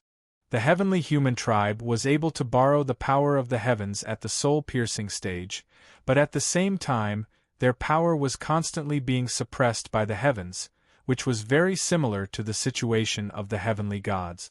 Su Xiaolan continued, the heavenly human tribe represents the will of the heavens and is led by the great heavenly god of light. They only have one objective, and that is to destroy the human race. The heavenly human tribe is advancing from 5 different directions. They are killing gods and Buddhas in their way. All forces and civilizations that resist have become history. Anlin could imagine just how brutal and merciless the battles were. He couldn't help but sigh with emotion. How cruel! The great heavenly god of light is only capable of slaughter. All of a sudden, a thought seemed to have occurred to him, and his eyes narrowed slightly. Wait, did you just say the great heavenly god of light? Are there different levels of powers of the heavenly gods? I'll have to start from the 2nd year after the heavenly human tribe emerged. At the time, the heavenly speed god was defeated by the 4th heavenly disciple of the heaven-crushing sect, the ancient dragon empress. Only then did the heaven-crushing sect discover that even though the heavenly gods are all manifestations of the heavenly Tao and represent the heavens, there are different levels of power. There are 6 paramount levels of power of the heavenly gods: sky, earth, sea, life, light, and darkness. They represent the origin of the heavenly Tao. Below the paramount levels of power of the heavenly gods are many normal levels of power of the heavenly gods, such as Lan Xiaoni's water, as well as the deceased powers of wind, lightning, time, speed, and gravity that have returned to the heavenly Tao. And Lin's mouth gaped open upon hearing Su Xiaolan's words. Just the heavenly wind god alone is about to destroy the celestial court. How are we supposed to defend against the combined attacks of so many heavenly gods? Su Xiaolan waved a slender finger. First of all, there are conflicts between the powers of the heavenly gods. They are split into 2 factions, one of which advocates for the extermination of the human race. The light, sea, and earth gods are all leaders of this faction. And Lin was excited. What about the other faction? They want to help the human race correct its mistakes? Su Xiaolan shook her head. The other faction is led by the heavenly sky god and the life god. They advocate for the extermination of all living beings on the continent. They want to wipe out all life and start over. And Lin, Su Xiaolan continued, hence, the powers of the heavenly gods have different opinions, resulting in many conflicts between them. Most importantly, the more powerful a heavenly god is, the easier it is for them to be suppressed. Paramount heavenly gods still don't dare to appear on the Tai Chu continent. As for normal heavenly gods, they are indeed very powerful, but they are no longer as powerful as they were in the past, as they are afraid of the heaven-crushing sect. Chapter 1471. And Lin had guessed this a long time ago. Chun Chun killing the heavenly time god and the ancient dragon empress killing the heavenly speed god were the best proof of this. In this world, there were still powerful beings who could find a way to combat the heavens. Su Xiaolan continued, the heaven-crushing sect has announced that any mighty figure at the Return to Void stage or above who joins the heaven-crushing sect will receive the power to oppose the heavens from the heavenly disciple. That's right, regardless of whether it's the heavenly human tribe or the representatives of the heavenly gods, all of them are fearful of the heaven-crushing sect. And Lin nodded.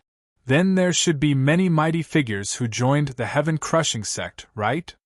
Actually, Su Xiaolan hesitated momentarily before continuing, almost all of the mighty figures in the Kingdom of the 9 States have joined the heaven-crushing sect, except for the 4-9 Immortal sect, she added. And Lin's mouth gaped open with a dumbstruck expression.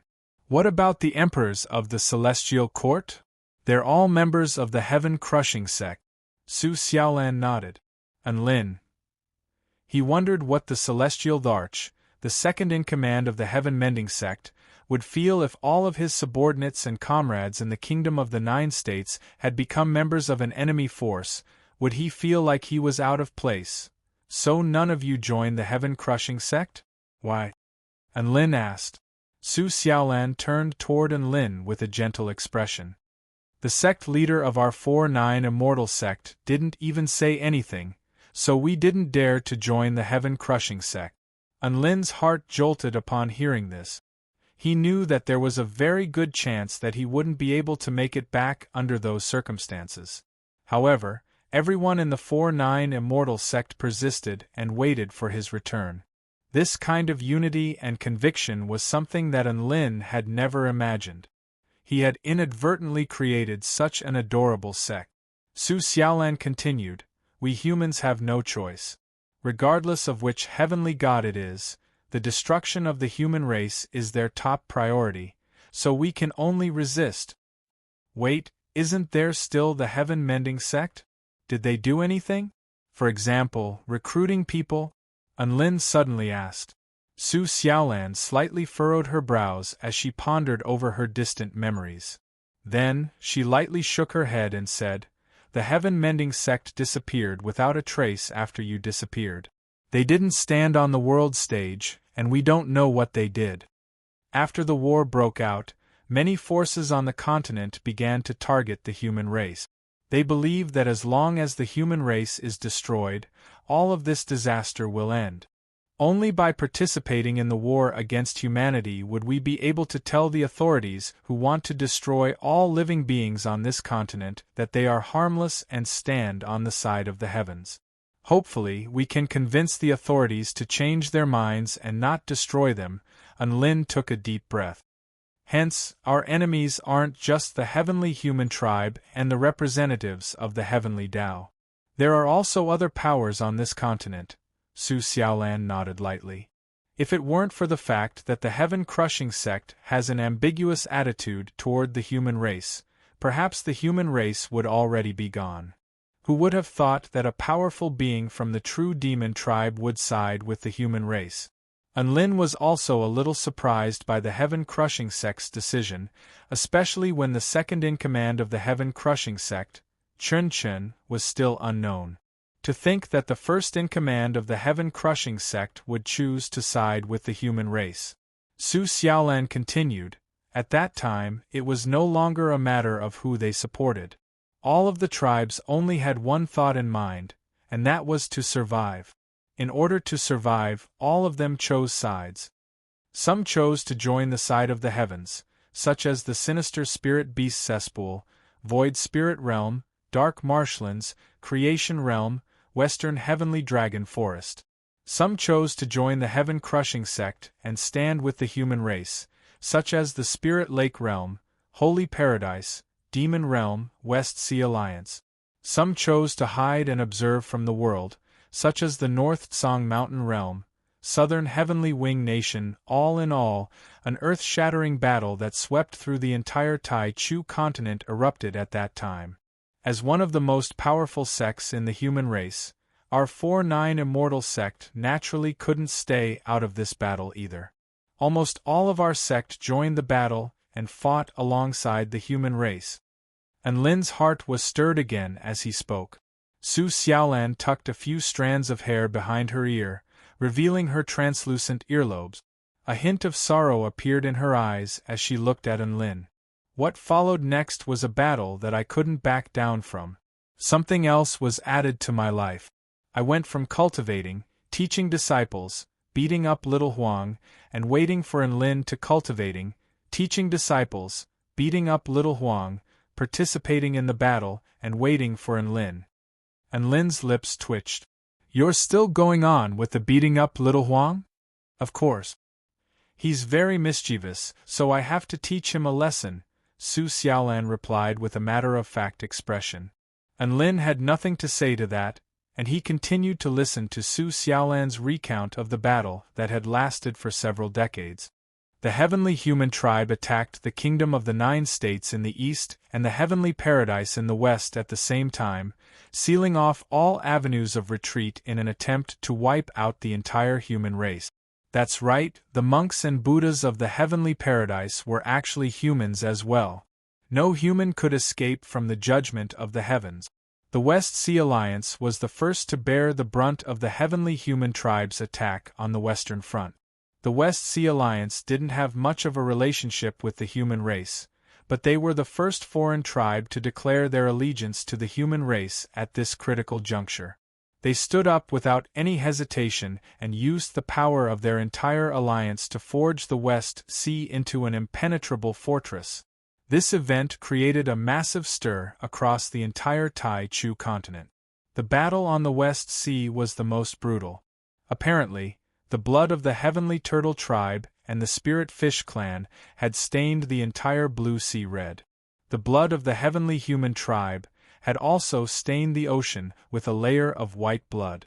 After several decades, the Heavenly Human tribe was still unable to break through the West Sea's defensive line. The Heavenly Human tribe on the southern front was defended by the Snake Spirit clan of the Spirit Lake realm. They had once belonged to Nuwa's forces, but now they had joined the heaven-crushing sect and stood on the same side as the human race. This was quite intriguing. The Heavenly Human tribe on the northern front and the central White Nectar Sea were defended by the Western Paradise and the Holy Paradise. The Kingdom of the Nine States had to face the heavenly human tribe on the eastern front. The dragon court of the eastern seas was completely unable to defend against the heavenly human tribe. They rushed toward the Kingdom of the Nine States as soon as they saw the heavenly human tribe.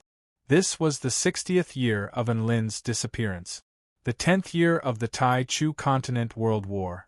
Aside from the Western Front, all of the other battlefronts had been pulled back. The heavenly human tribe on the Eastern Front had already invaded the Kingdom of the Nine States. Su Xiaolan made a breakthrough during a desperate battle and attained the dual divine Tao of the Vermilion Bird and True Dragon, thereby slaying 16 soul-piercing stage generals in the ancient Void State. Perhaps it was because of one battle after another, or perhaps it was because she was on the brink of death over and over again. Not only did Su Xiaolan experience this, but all of the other human race powerful beings in the Kingdom of the Nine States, especially the powerful beings of the 4-9 Immortal Sect, experienced a surge in their power. Chapter 1472. Dabai Bailian, Sun Yuluo, Lu Qianhuan, Su Qianyun, Xianyuan Qing, Xiao Chou, Bai Yao, Yao Mingxi, Tang Shiman.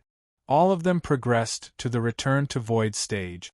Cassidy, Merlin, Bryce, and Xiao Hong all attained the Divine Tao and progressed to the Return to Void final stage, thereby becoming one of the most powerful Return to Void final stage mighty figures. No one was surprised, but Enlin was a little unsettled upon hearing that Xiao Hong had also become a Return to Void final stage living being. Xiao Hong has only just reached the Return to Void stage, but she's already attained the power of the Divine Tao? He actually knew Xiao Hong very well. She was even more of a salted fish than a plant. Could it be that she encountered some miraculous encounters during her time here? Enlin asked. Su Xiaolan shook her head. No. Aside from the occasional battle, all she did was bask in the sun every day. She even attained the Tao realm true intent of transforming into a golden crow before attaining the divine Tao. Enlin. Su Xiaolan seemed to know what Enlin was thinking, and a smile appeared on her face. Perhaps the purer a living being's mind is, the easier it is for them to see their own Tao. Xiao Hong basks in the sun day after day, praising the sun, so she'll eventually attain some enlightenment from it. Her aptitude is also quite terrifying. Enlin heaved a forlorn sigh. There are some living beings who have basked in the sun countless times longer than she has. There are even living beings who have basked in the sun for tens of thousands of years, but they might not even be returned to void stage cultivators. Xiao Hong has progressed to the return to void final stage in just a few decades. Her aptitude is truly unfathomable. Just what kind of freakish prodigy was Xiao Hong, who had accidentally killed herself while sitting on the ground? To think that he would encounter such a strange plant. 149 Immortal Sect member after another became more and more powerful, and its influence in the Kingdom of the Nine States and even the entire Tai Chu continent grew more and more pronounced. However, Xiao Tu's breakthrough had brought about a fundamental change in its status. The 65th year after Enlin's disappearance, Xiao Tu successfully progressed to the Tao integration stage in the grassland outside the 4-9 Immortal Sect, and his eternal and indestructible dragon body soared into the sky. Lightning clouds surged for tens of thousands of kilometers, causing mountains and rivers to tremble and the heavens to tremble. Xiao Tu became the first Tao integration stage super mighty figure of the 4-9 Immortal Sect, as well as the first Tao integration stage Eastern Dragon on the Tai Chu continent. Even the Dragon Court of the Eastern Seas didn't have any Tao integration stage Eastern Dragons. This event shook the entire Tai Chu continent. The 4-9 Immortal Sect also officially became one of the 5 super immortal sects of the Kingdom of the Nine States and a first-rate power on the Tai Chu continent. Furthermore, they were unquestionably one of the 5 major sections. Xiao Tu's breakthrough was like the beginning of a domino effect. He had paved the way for the future of the dragon tribe. Ao Xiaowu, who had been hesitating this entire time, suddenly opened her eyes. Heaven and earth within a radius of 5,000 kilometers fell silent for 81 days. When the wind rose and the clouds moved again, a red-clothed woman had already resonated with heaven and earth as she gracefully stood above the 9 heavens. The Dragon Court of the Eastern Seas finally welcomed their first Tao integration stage true dragon, Ao Xiaowu, within the ancient void state of the Kingdom of the 9 States. The most intense battle in history erupted between the Kingdom of the 9 States United Army and the Heavenly Human Tribe United Army. 6 heaven-opening stage gods, over 100 soul-piercing stage gods, and tens of thousands of Heavenly Human Tribe powerful beings all sprang into action at the same time in an attempt to annihilate the entire human race. Mountains and rivers were shattered during this battle, and the heavens wept tears of blood as destructive power reduced everything within a radius of tens of thousands of kilometers to scorched earth. This was the most intense moment of the battle. A spring breeze suddenly blew over a radius of over 100,000 kilometers. All the members of the 9 States United Army found that they had an extra layer of transparent armor on their bodies that could block all spells. This process lasted for a full 10 seconds. In other words, during the most intense moment of the battle, all of the soldiers on one side suddenly received 10 seconds of invincibility. What kind of experience was that? The Heavenly Human Tribe United Army was in despair.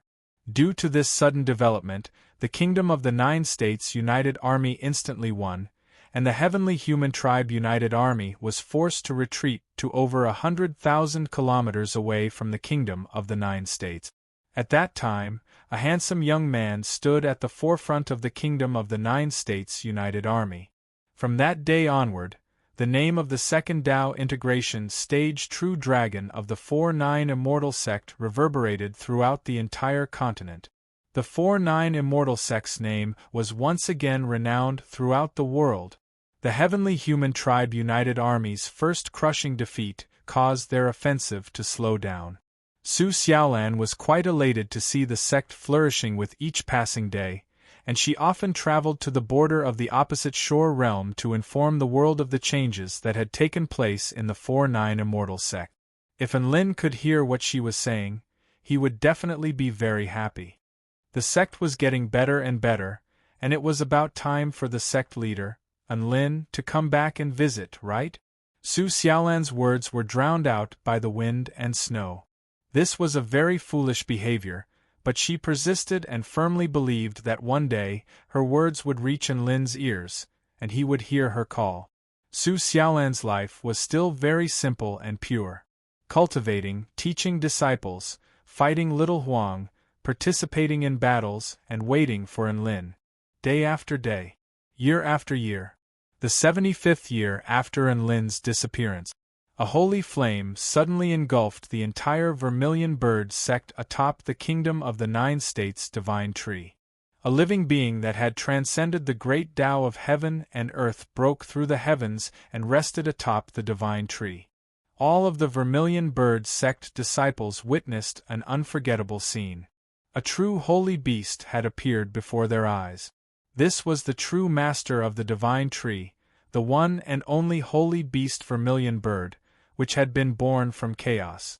Thankfully, the Vermilion Bird bore no ill will toward the disciples of the Vermilion Bird sect.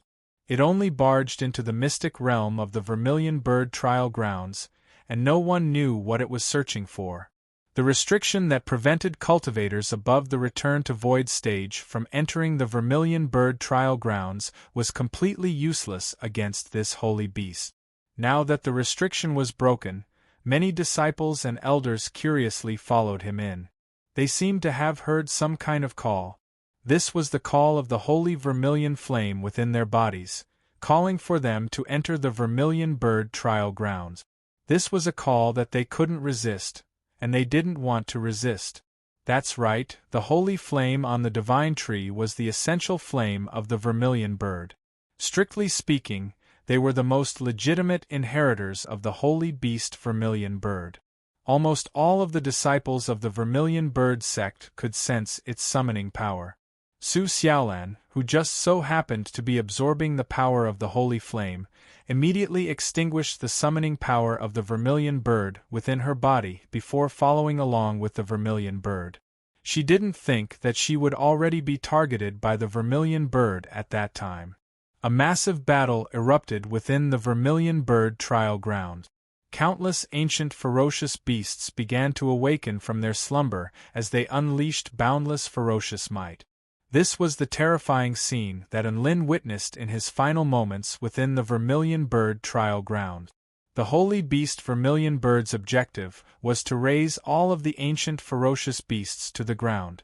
In this unique space, its power was restricted, but that didn't matter. All of the other members of the vermilion bird sect had become even more powerful under the enhancement of its power. Over 10,000 ferocious beasts were slain by the elders and disciples of the vermilion bird sect, and they all felt like their cultivation bases had improved significantly during this process. The vermilion bird didn't find what it was looking for, and for some reason, it suddenly turned toward Su Xiaolan with rage and hostility on its face. An unexpected battle erupted within the vermilion bird trial grounds.